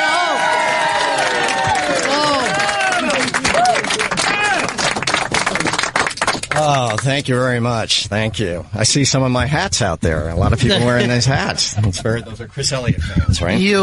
People will dress up in your hats for you. Everybody is wearing these hats now, right? This is the new thing now, and I love these hats. And I grew up wearing these hats. And when I was 12 years old, I was wearing these hats, and people said I was dressing like a 90-year-old man.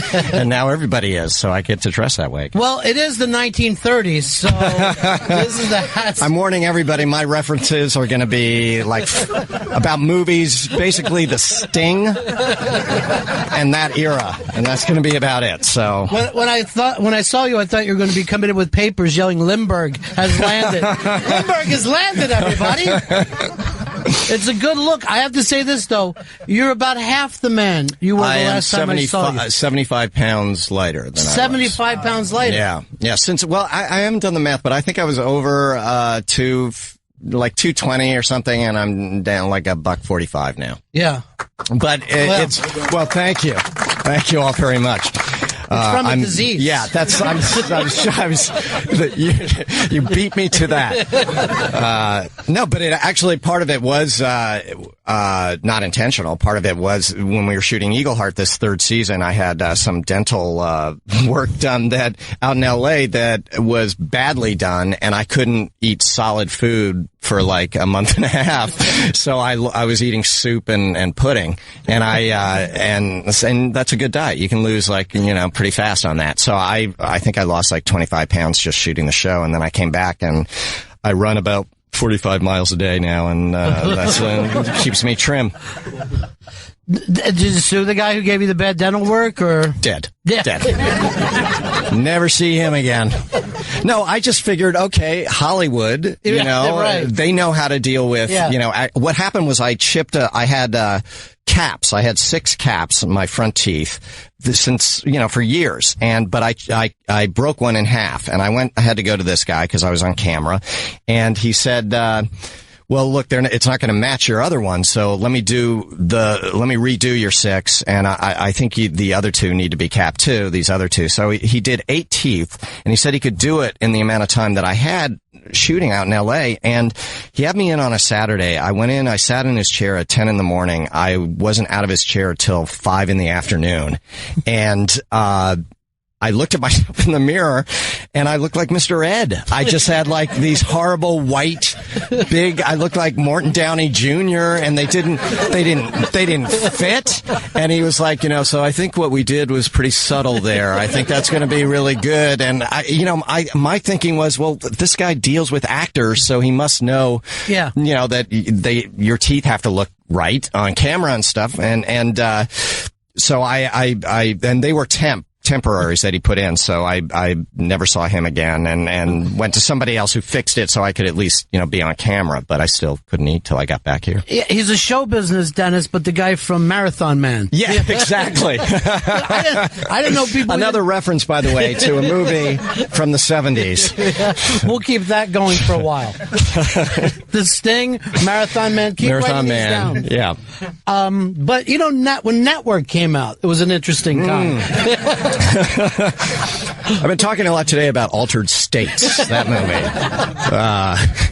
I actually do love that movie. That is a great movie. Yeah. That's it's actually been on recently, and I've just watched it. I remember going to see that when I was a kid, and I love that movie. I love that movie. It's sort of like my life, basically.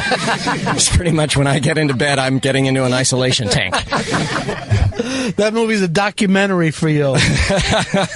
Well, Eagle Heart is done as almost the 70s, early 80s type of parody, right? Yeah, well, it started that way for sure. This is the 3rd season. It was started as kind of a parody of Walker, Texas Ranger, that Chuck Norris piece of crap thing. But it's evolved into like more of an Altered States kind of thing. It's evolved into this kind of surreal comedy where, and some of that was my participation, I think, in it. Just not that I write it, but that they were writing for me. And then it's also just these writers just are working on a different drug than I ever did, and a different level. They're just out there, way out there. And this season, it's more of one sort of story arc for 10 episodes. It's so they're calling it kind of like a movie told in 10 parts. And I've been saying, which is the perfect way to see a movie starring me, because you get like a week in between, like a 15-minute burst, and then you have a week to recover from that, and then you come back and you watch the rest of it. But it's really, I think, a great show, and I think more proud of this than anything I've ever created or had a hand in writing. So, well, the funny thing is, even though you didn't create it and you're saying you're not writing it, it is like a Chris Elliott thing. The people who did this kind of grew up watching you. Yeah. And there are a lot of guys doing now what you started doing when everyone thought it was peculiar, but, we were like, what the hell is he doing? And now, Tim and Eric are out there and Galifianakis, and you're like, oh.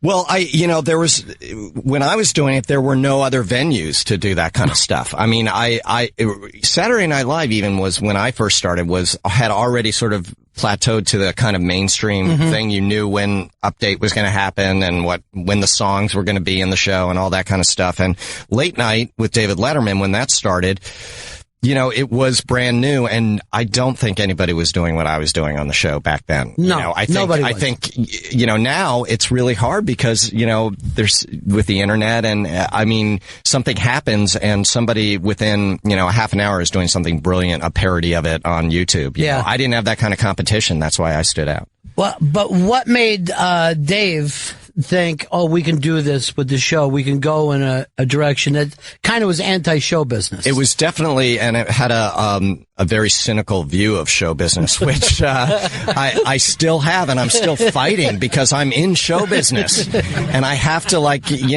embrace it to a certain degree. I have to sort of not walk away from every cocktail with an executive and say, what an asshole, But that was the attitude, you know, and I don't know where it came from with Dave personally, but the show evolved because it was on so late at night, and I remember all of us just thinking, well, nobody's watching, so what does it matter? We can do anything we want. And then people did start watching and stayed up for it. And like my parents did, not just because I was on it, but because they loved Dave. They loved his morning show, and they loved him when he hosted the Tonight Show and so forth. I met Dave once when I was a tour guide at Rockefeller Center, and he came up to the observation deck, and it was during his morning show. I think it had just been canceled or something. And I immediately blurted out that my dad was Bob of Bob and Ray to him. And we said, oh, well, I'm a huge fan of your dad's. Whenever I host the Tonight Show, I'm always trying to get him on the show. And I said, yeah, well, he doesn't do the show unless Johnny's hosting. and I remember Dave just kind of looking at me like, okay, whatever. And then he went up to the observation deck. That was my first meeting with him.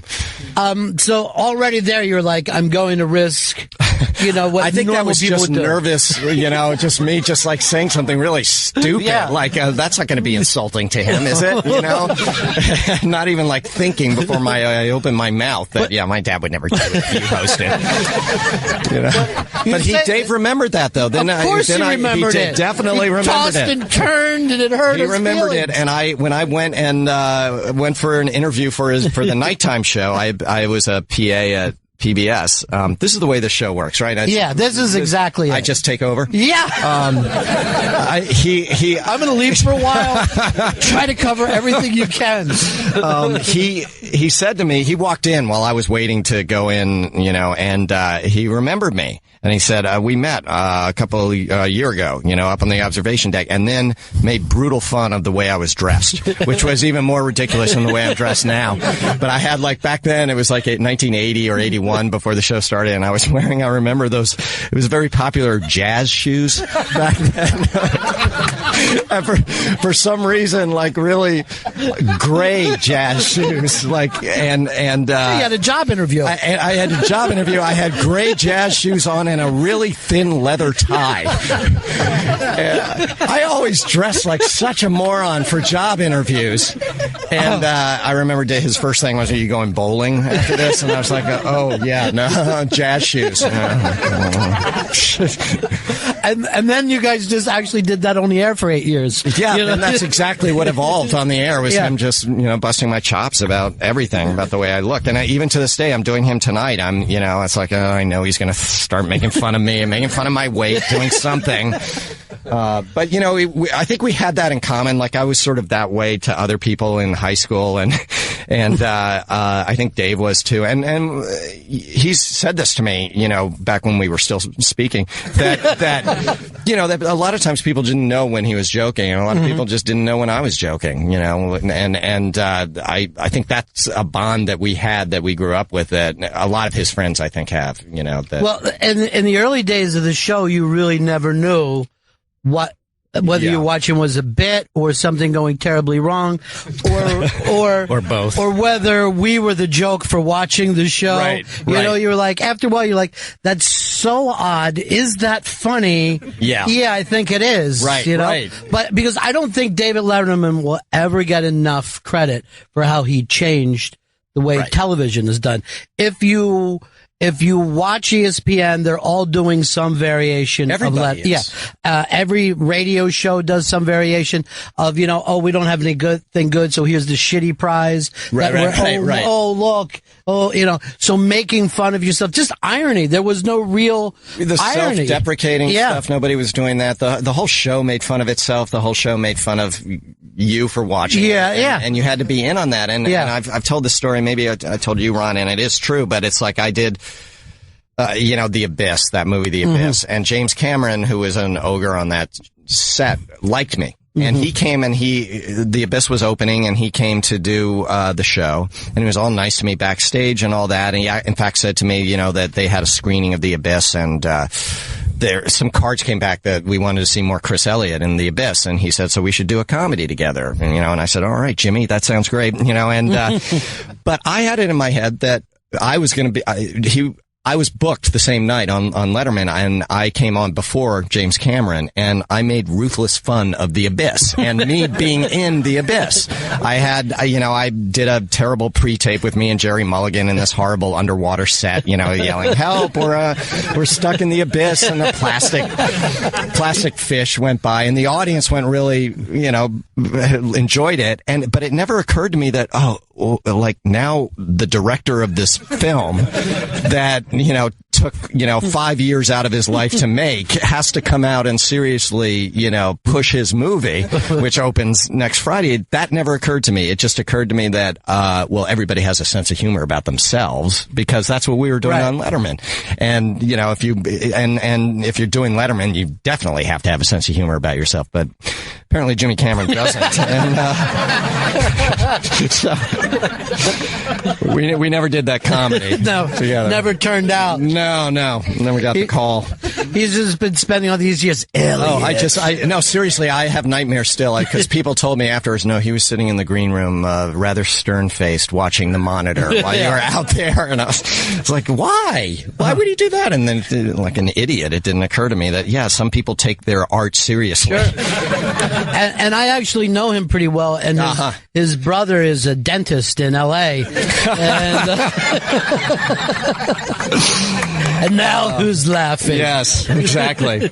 Yes. But you thought that the whole world, because you're working on that show, you thought the whole world was just like, let's make, jokes first above all else. And also, it was also this safe place. You were in at 30 Rock, we were up on the 14th floor. It was like you were in this castle away from show business that was all out there in the great beyond. And you could just throw rocks at it and make fun of it and, be, as snarky as you wanted to be. And it never came back to haunt you until you got it in your head that, maybe I want to do my own show and leave. And, and then you have to go and deal with these people for real, you know? And I did have a really hard time with that. I had a hard time just suddenly sitting in meetings and, and I still in the back of my head just think, oh my God, Dave would think this guy is such an asshole who I'm talking to, and Dave, has stayed, so he's been safe, but.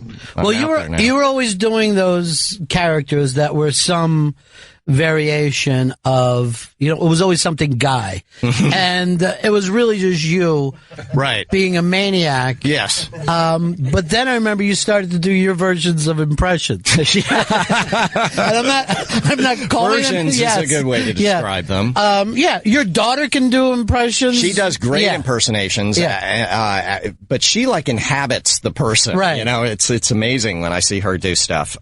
Yours never put a lot of work into it. No, I didn't do a lot of research, Actually, I would say that I did, but it was all stuff when I did Marv Albert, it was all stuff that I saw him doing like in the green room, like, you know, he was always like brushing his pants off, you know, and holding a white styrofoam cup of coffee, you know, and so that's the way I did him on Letterman, and the audience had no idea that, you know, for 20 minutes backstage he was like dusting dandruff off his you know, pant legs, but Dave knew because Dave had seen him in the hallway doing that, so that tickled Dave when I would come out doing that, you know.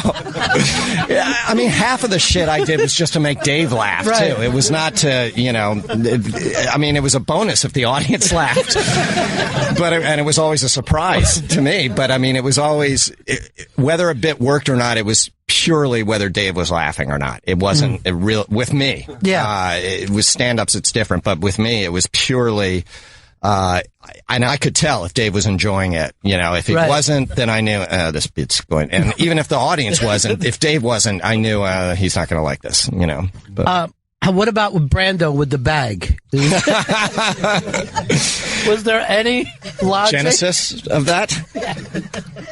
My friend Adam Resnick and I have worked together for so many years. He came up with the Brando character sort of simultaneously because we were both fans of the Godfather movies, and Brando had been out of show business for a long time. He hadn't been seen. He hadn't been doing anything. And Adam and I were just talking about Godfather Part 2, and I was talking about this guy, or Part 1, and we were talking about this scene at the wedding where this guy dances, and he does this kind of crazy sort of it's an extra at the wedding, but I know there's a radio, but I'll do it. You know, there's this guy, if you watch it, who dances around like this.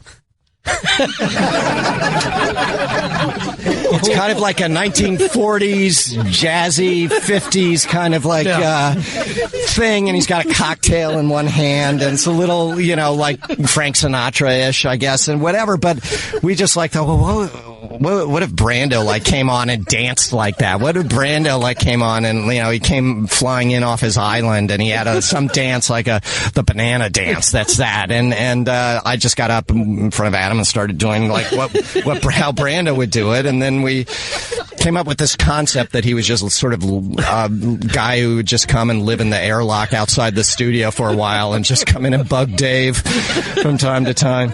And Dave had a love-hate relationship with me doing Brando because he loved it, but I had to take my time doing it, you know, because part of the joke was that Brando was, when Dave would ask him something, he'd just stare at him and then just let him, and then say something really stupid. And there were times I remember like seeing, the audience never saw it, but seeing Dave, his hand underneath his desk going like that, just giving me the hurry up signal. And I would just, if you see those on YouTube, you see me as Brando, like going, just staring at his hand, like, and not hurrying up, you know, because it.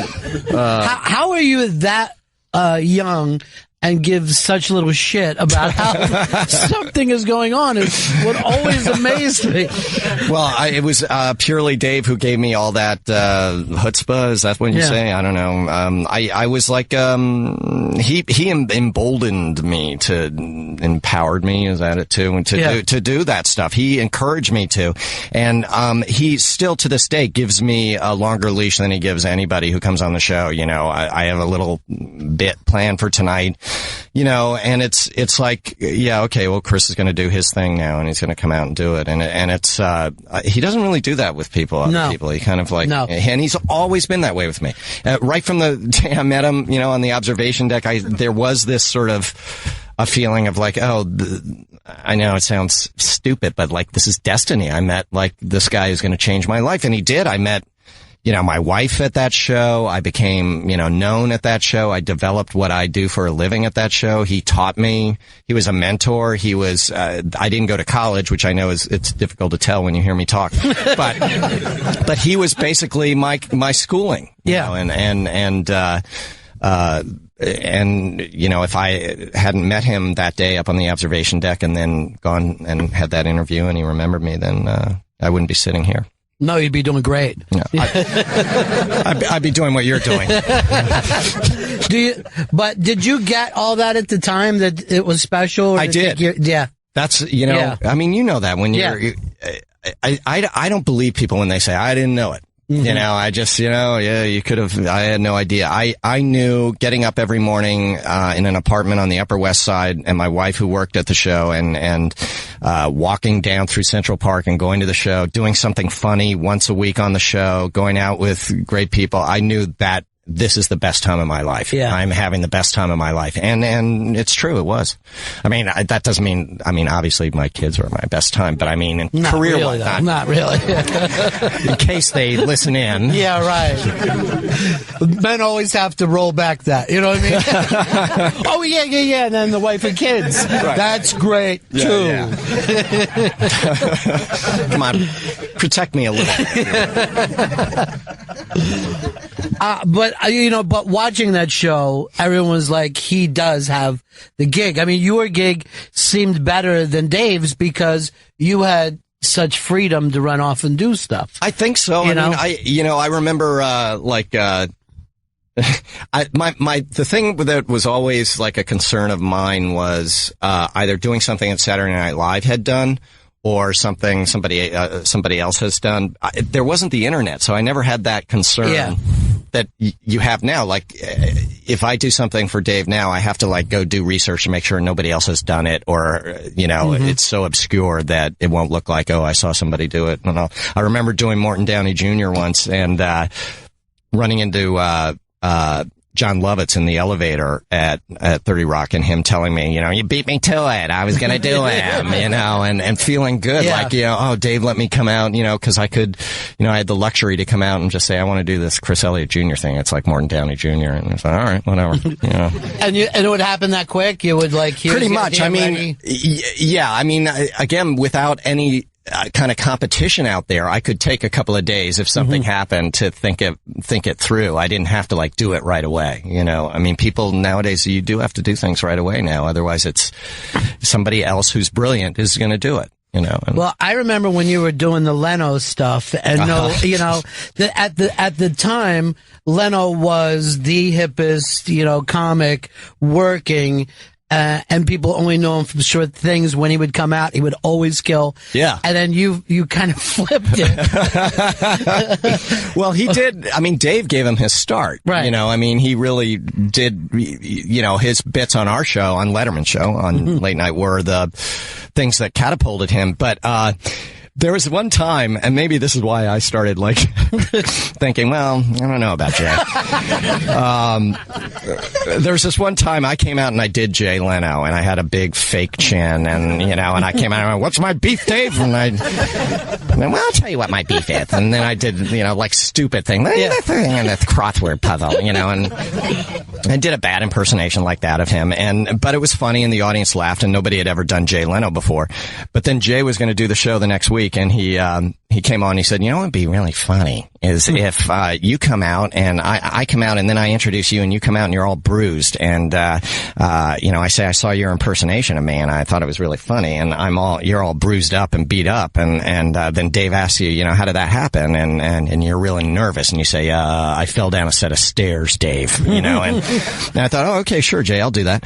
So introduces Jay. Jay comes out and says he saw me doing an impersonation of him, thought it was really funny, and wanted to tell me, and he brings me out. I'm all bruised up, and Dave sets me up and everything. Dave says, so, Chris, what happened? What happened to your face? And I'm opening my mouth to say I fell down a set of stairs, and Jay Leno turns to Dave and says, he fell down a set of stairs. And I realized then that, that's the stand-up mentality. Right, yes. That's the competitive, because then I had nothing. I had absolutely, that was my one joke. I had nothing else, and all I could do is, what the comedian just said there, Dave. But that is true, that a stand-up will dive in front of anybody. And I've learned that from other stand-ups too. It's like, and I tried stand-up once, and it was a horrible nightmare, but that is true. It's a very highly competitive. I mean, not all of them are like that, but there is that, like, you can't have dead air here. You can't pause, and you gotta, it's that, and it's also like, well, I want the laugh. Yeah. All the kind of improv people, they always help each other. Right. And they love each other. And then you'll go to a stand-up club, and one of them will be on stage killing, and you're looking back, and 3 stand-ups will just be glaring. Oh, what the fuck? Yeah. Like, well, I remember like, not wanting to follow, like, I would look to see when they wanted me to do something on the show. And if I was following Bill Murray or Steve Martin or anybody, Right. I just wanted to follow an author. That's all I wanted to do. I just wanted to follow, somebody, so that I could be the comedy that night, not anybody but somebody else. Fran Lebowitz. Yeah, exactly. It was such a great time for you. At what point did you start to think, we got to go? The first week I was there. Pretty much. I knew, okay, this is a stepping stone. And actually, I went there thinking I was going to go, it was going to be a stepping stone to like Saturday Night Live. And then as soon as Dave was putting me on TV, which was the first episode, and supporting me so much, I realized, this is great. I think it was other people came to me and said, it's time for you to do your own show. And Dave was in the process of getting his production company together, and we talked about doing a show together. He had the rights, I remember, to Howdy Doody for some reason. And he kept saying, why don't you do something with Howdy Doody? And I was just like, yeah, I don't really know what I would do with that and a marionette, but the company, Worldwide Pants wasn't really formed yet, and he wasn't producing shows, and Fox came to me and said, we'd like you to do a show and all that, and so you have to jump on those things. And I knew back then, I've got to try to do this, there were times when I could have gone as a cast member of Saturday Night Live, before that, and I stayed loyal to Dave and stayed with Dave. So Dave, he knew, it was time for me to try to do. And I had done a couple of, half-hour specials on, Cinemax. And so I had spread my wings a little bit, and so he knew it was time for me to try something else. So. How'd the Get a Life come about? Was that it? Basically, just that Fox got in touch with me and said they'd like to do a show, and at the time they said they'd like, from me, kind of the new Cosby show, because that was very popular at the time. Yeah. And I think they saw me as a family guy with a wife and kids and all that. All black. Yeah, all black. Yeah. Was the Cosby Show black? It started that way. Okay. But it kind of evolved. I met some executive producers and I met Dave Merkin, who had done some odd stuff, and my friend Adam Resnick, and I sort of came up with this concept of me, still living at home with my parents, and it was sort of the perfect storm of the three of us getting together and coming up with this crazy show, and a show that Fox really, I think, was against right from the start. And, surprised at what they got. I think they were okay with the pilot, which was kind of like a selling tool for the series. But the first episode out of the gate, which Adam and I wrote together in this really crappy, seedy motel. We had just gotten out to LA for the season and hadn't found places to rent yet. And we stayed at this place called the Chesterfield, and which sounds nice, but it was just this horrible, flop house, and wrote this male model episode in a weekend, and that sort of became the quintessential, in my mind, Get a Life episode. That's like, and that's the one really, basically right out of the gate, Fox took a look at that and went, what? And it was sort of downhill from then on with them. But with them, but there was there's this generation of kids who, saw that, and they're all doing comedy now. I mean, well, that's nice to hear. Tons of... No, I mean, that is. That means a lot to me, and I'm always, I grew up with my dad with people coming up saying to him, how much they impressed, they made an impression on them or had some bearing on their career and all that, and that does happen to me now, so it's, it does kind of come full circle, and I assume it'll happen to my kids, too. Well, the interesting thing is, like, your humor seems to be different than your dad's. Do you see it that way, or... I think it's more similar than it looks because, my dad's, the height of his career really was even further back than my references, in the 50s and 60s and their references, Bob and Ray's references were different, but their concepts were just as weird and surreal as sort of mine, and I would say even Eagle Hearts, it's like conceptually they were thinking ahead of their time, way ahead of their time, I think. They were making jokes about some people that were in the news at the time. Yeah. But their concepts could work today. Yeah, I think that they were considered more highbrow. You know what I mean? Like they were. Yeah, it's funny. Like they were, yeah. For thinking men. Like, and if they could hear the fart jokes in my house, I think they would have, thought differently about Bob and Ray. Yeah. But, yeah, they were sort of more in that intellectual sort of Henry Morgan, ballpark. But, my comedy was totally influenced by him. It was whatever made him laugh. I would, even if I didn't get it, was I would get, I would try to get it. Right. And to this day, the things that make me laugh are things I know were things my dad taught me to laugh at. You should laugh at W.C. Fields. You should laugh at the Marx Brothers. You should laugh at this and that. Was that the type of thing that he would do for you, to say, here's somebody that's He funny? never did. We never talked comedy. We never talked technique or anybody, that's not him or me, to talk about the timing on that last joke you did last night on Letterman. If you just pull that up 2 beats, you're going to get a bigger response. There was never that analytical stuff about it. It was always, he went to work, and as soon as he came home, that was out the door, and, but it was more subtle. It was like watching old movies. He loved Laurel and Hardy, and I could tell, even though I loved Abbott and Costello, I could tell the difference. I could tell why, just instinctually by what made him smile or laugh. And my mother the same way. I mean, she had an amazing sense of humor, I thought. So it's kind of the thing in common. It's the family of the uncomfortable pause. Yeah, because it's no, you're right. Yeah, you're absolutely right. I mean, that's why I was and most people were huge fans of Andy Kaufman. Was the same thing. It's like that. If you can get a laugh out of not doing anything, out of just dead air, then that to me that's really funny to me. And anything uncomfortable, somebody saying the wrong thing to a person, somebody who has blinders on and goes through life, in his own world, to me is hilarious. Well, when your father played your father on the TV show on Get a Life, the way he couldn't stand you. Right. I always found that to be amazing. Yeah. No, he was like sort of I am on Eagleheart. I think there were times when he just didn't get it himself, but was a good sport and a good soldier and went through with it. And I'm kind of that way on my own show now. Is that just right? Like, fellas, I don't get it, but I am gonna trust you because you're 20 years younger than me. And they're always right and I'm always wrong. And I think my dad was that way on Get a Life. I think there was, it was funny. Get a Life, it came on after Living Color. And, he suddenly had this, large African-American, following from Get a Life that stayed with Get a Life after Living Color, and he had never had that before. He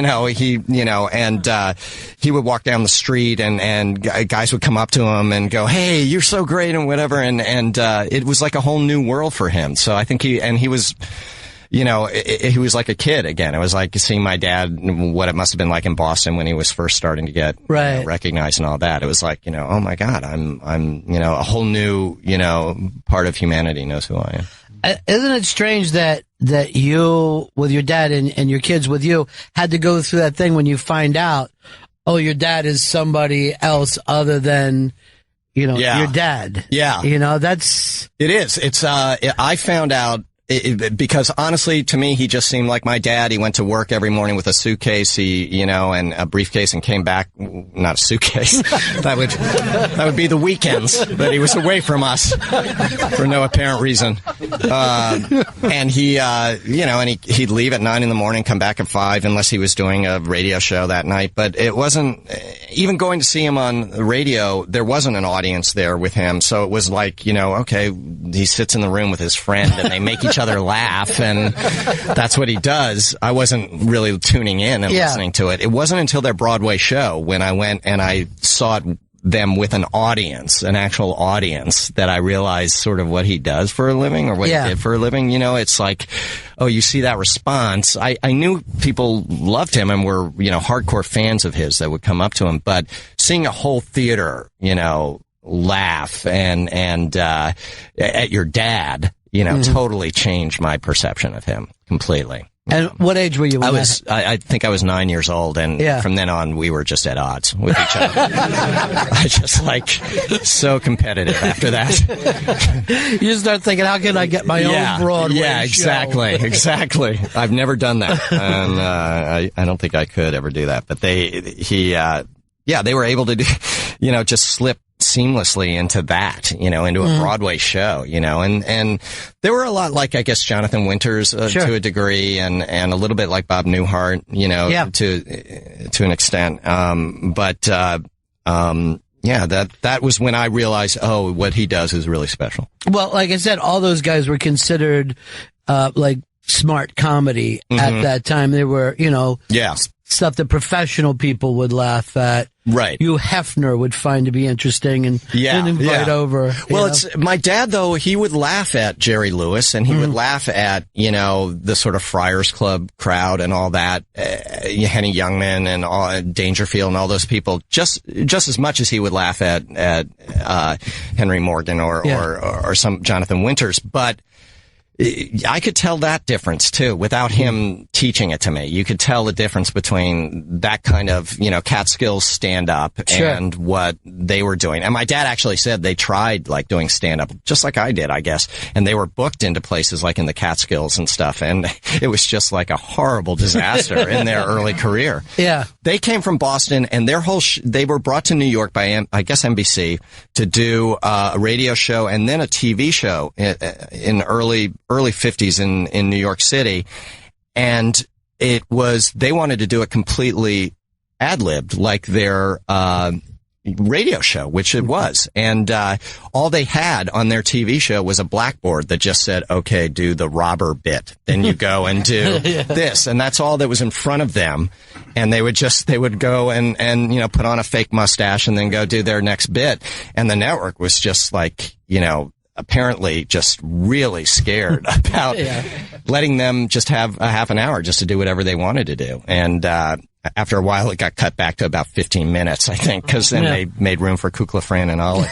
But they actually hire writers, to try to write stuff for Bob and Ray, which you can't do. It all came out of them just trying to make each other laugh, and that's somebody was typing down those things and they could recreate that. That was the Broadway show. But all their bits started with them in their offices, just, sort of talking back and forth. And then my dad would just like, I guess that was good, and type it up. And that would be that.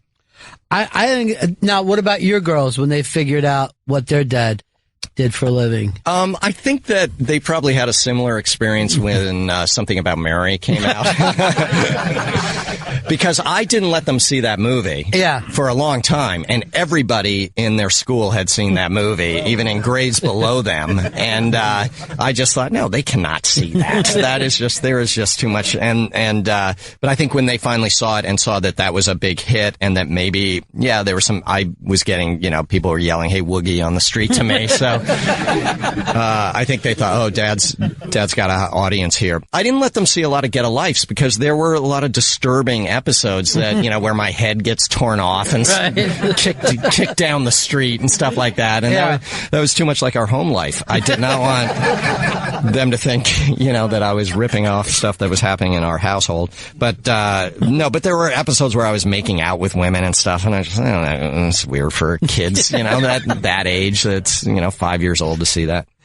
So, they've caught up on all that stuff. Yeah. But. And Bridie loves watching my old stuff and Abby does too, from Letterman, I'll tell her about character. She'll say, "Who is Johnny Graham that you did?" And I'll go, "Oh, well, there was this guy in New York City in the 80s named John Wallowich, and he was on, local public access, and he had, and he did this really funny, show where, he just played show tunes, and he had a picture of Betty Davis on his piano, and, it was always like a Jerome Kern song that he would play when you call him requests." And so for some reason, Adam Resnick and I got obsessed with this guy, and we lived near each other. And I don't know how we figured this out, but we got on a party line and called him John Wallowich on a party line and requested some song. But then Adam and I just talked to each other on the phone on this guy's show. He was just there playing his piano, hearing us going, it's a full moon tonight, folks, and we were talking about business at Letterman, just like, I don't know. We got to come up with something for next week. We got to do something, and then we were both just lying in bed watching him, in our separate apartments. And I ended up doing this character, Johnny Graham, that was based on John Wallowich. And then if any of you don't know who John Wallowich is like, I please go and look him up online, because he's not with us anymore, but he was quite a funny New York character. God, it's so funny though, the fact that ends up on national television. Yeah, and I was doing a really good impersonation of him, but nobody knew. Right. They thought I created this character out of the blue, but it was purely him. It's like when I did I did, that FDR one-man show, which was essentially a parody of Robert Vaughn's FDR one-man show that was on HBO. And I got like a couple of reviews that said, well, Chris Elliott does a terrible FDR impersonation. And I was like, I'm doing Robert Vaughn doing FDR. And I was doing a perfect Robert Vaughn doing FDR. So, after Get a Life, that's when everything sank. That's when everything went. But you actually, Cabin Boy was really what stopped my career in its tracks. But listen to that. That means a lot. That seriously does mean a lot. I did not see that movie with an audience. I saw that movie with one audience, which was this cast and crew screening, and I left before the end of it. And the next time I saw it, I had written a book. I was in Boston, and they did a book signing and a screening of Cabin Boy, and I said, I can't watch the movie. I'll be out in the lobby signing books. But they left the doors open to the theater for people to come out and get their books signed, and the movie was up there, and I could hear the response, and people were laughing at the movie. Yeah. And I had never heard laughter, because that first screening was just death. So it was the first time I heard people actually liking that movie. Yeah. And that meant a lot to me, just like that applause. Well, I think what happened at first, people went expecting a movie, but this was different. That's always a problem with me. People are expecting entertainment. And that is a mistake, going in to see a Chris Elliott movie. I think you're right. I think there were high expectations. It was a Tim Burton produced Touchstone film, and one of the worst reviews was like, well, at least the trailer was funny, and that's like, oh God. And but that did stop my career in its tracks for a long time. It just and Adams too. And we did after Get a Life and after Cabin Boy, we went together and we pitched a show. I can't even remember what the idea was for me at some network, and they bought it in the room, which means, they loved the idea. And there was one executive who wasn't in the room, but they all said, she'll sign off on it. She was higher up, and my agents called, everybody congratulated us, Adam and I, toasted, we're back. And then we got a call a day later. The woman had said, yeah, I love that idea. Now, who are the writers? And they said, it's Adam Resnick, Chris Elliott. And she said, not them. No, not them. And we realized right then we can't work together anymore. Right. And so we didn't for a long time. And we still really I think we're both sort of psychologically scarred by Cabin Boy. We work together on small things. Adam consults on Eagle Heart, but we've never thought twice about, trying to put something else together for me. We've just no, those days are over. We can't do that. Do you think if it would have came out in a different year? Because here, all the people that I never run into people who go, I don't like that film. You know what I mean? But yet, obviously you heard it. Nice to hear. I didn't hear that. I did hear that. Yeah. I mean, the reviews were horrible. But they all start to jump on top of each other, and maybe it was about a certain time. I was here's the thing. I was really naive, and I thought, okay, this movie, it's not the best movie in the whole wide world, when it came out. But I just assumed, okay, well, the next one will make the next one better. Mm-hmm. I just assumed, okay, well, they'll give us another shot. We'll do our second film will be our good Adam Resnick, Chris Elliott movie. And I didn't realize that if your first film isn't good, you don't get a second chance. Right. So I think in that, it was a learning experience for that, in that sense, but, because I was so naive. But I was naive about Get a Life too, about, power struggles and so forth there.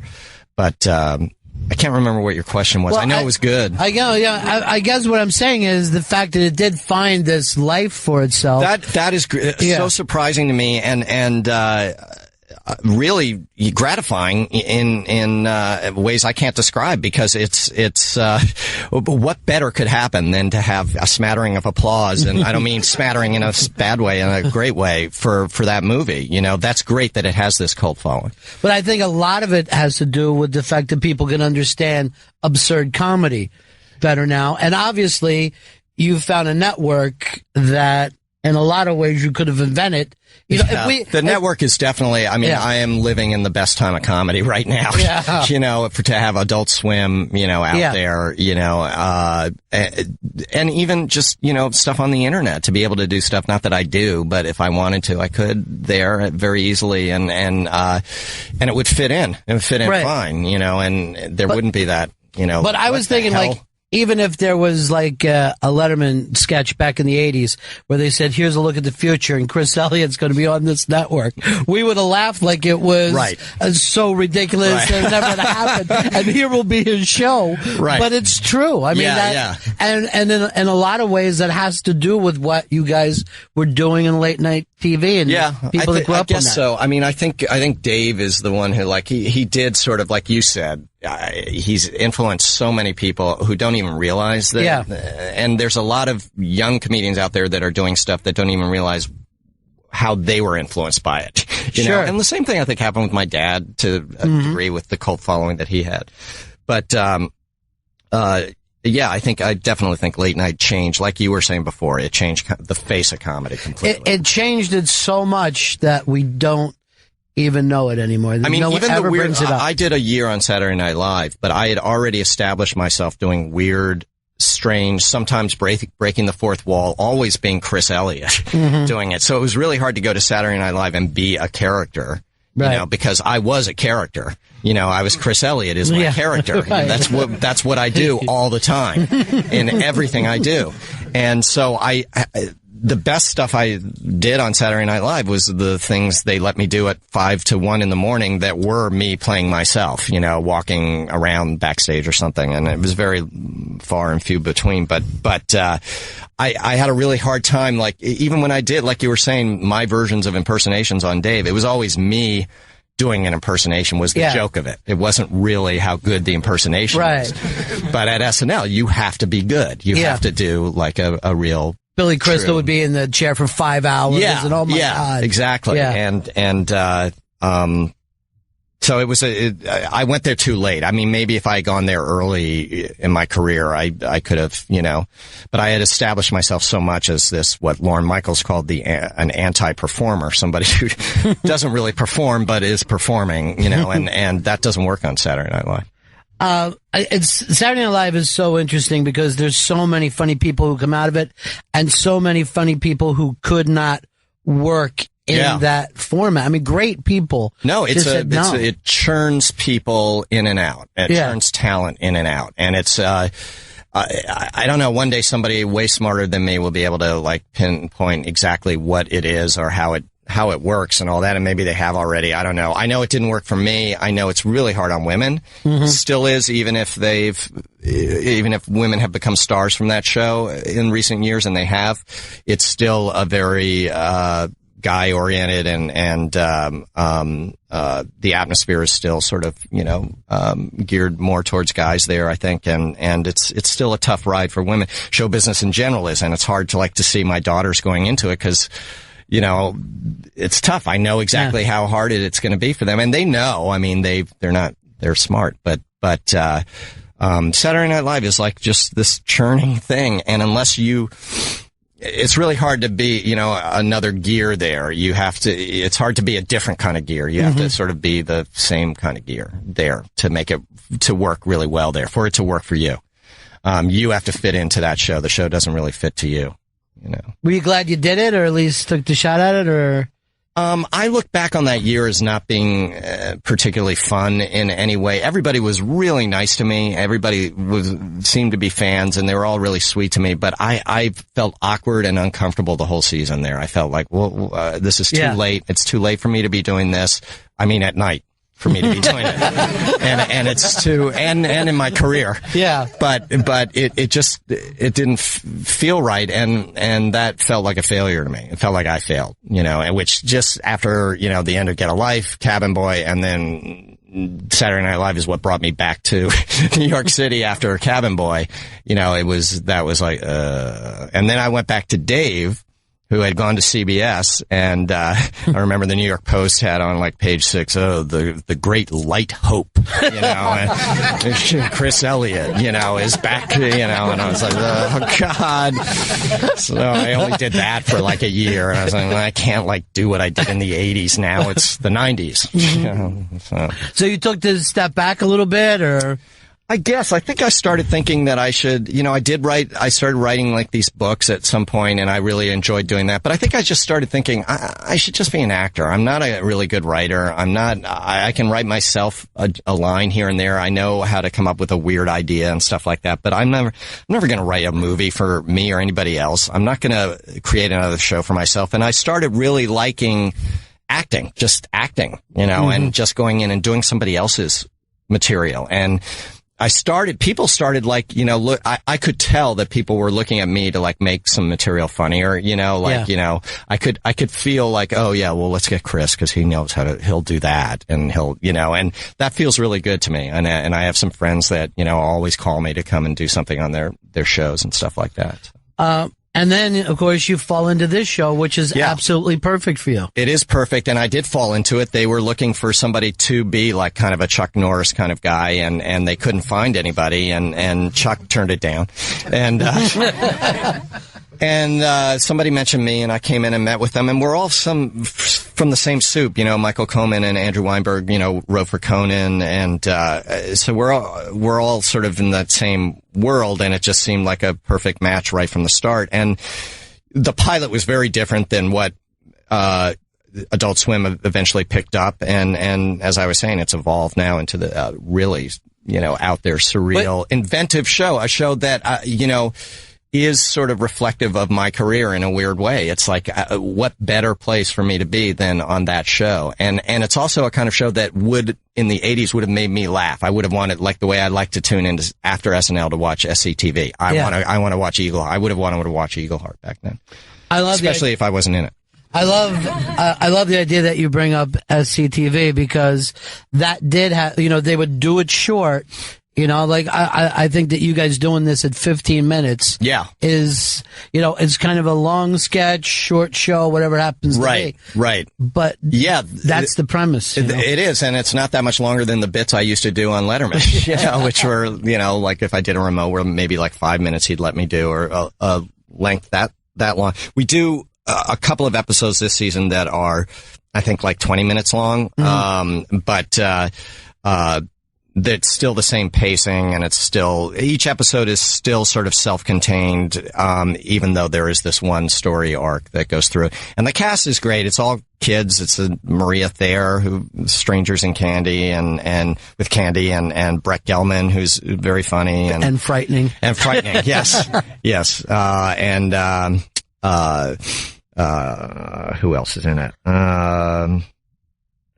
I don't know. They're all great. I think it's the best place. Oh, Pete Gardner is who I was trying to remember. Who's a really funny actor who you see him, he pops up on commercials and stuff, and he does a lot of UCB stuff out there, and he's just hilarious on our show. So, I love the fact that you're doing this show too, and it's so cool that to see you when you were the only one doing this type of thing, and now see that all these young people are. I've been wanting to do this with you for 2 years, man. Oh, Ron, I'm sorry. I should have been here 2 years ago. I've disappointed someone yet again. Story of my life. Chris Elliott, everybody. That's fantastic. Thanks, guys. That was Ron. so great. Oh, man. thanks. Thank you for having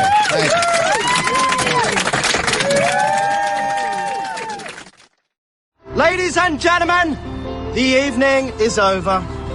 We hope you all enjoyed yourselves, and we'll see you all again in 1974. Good evening!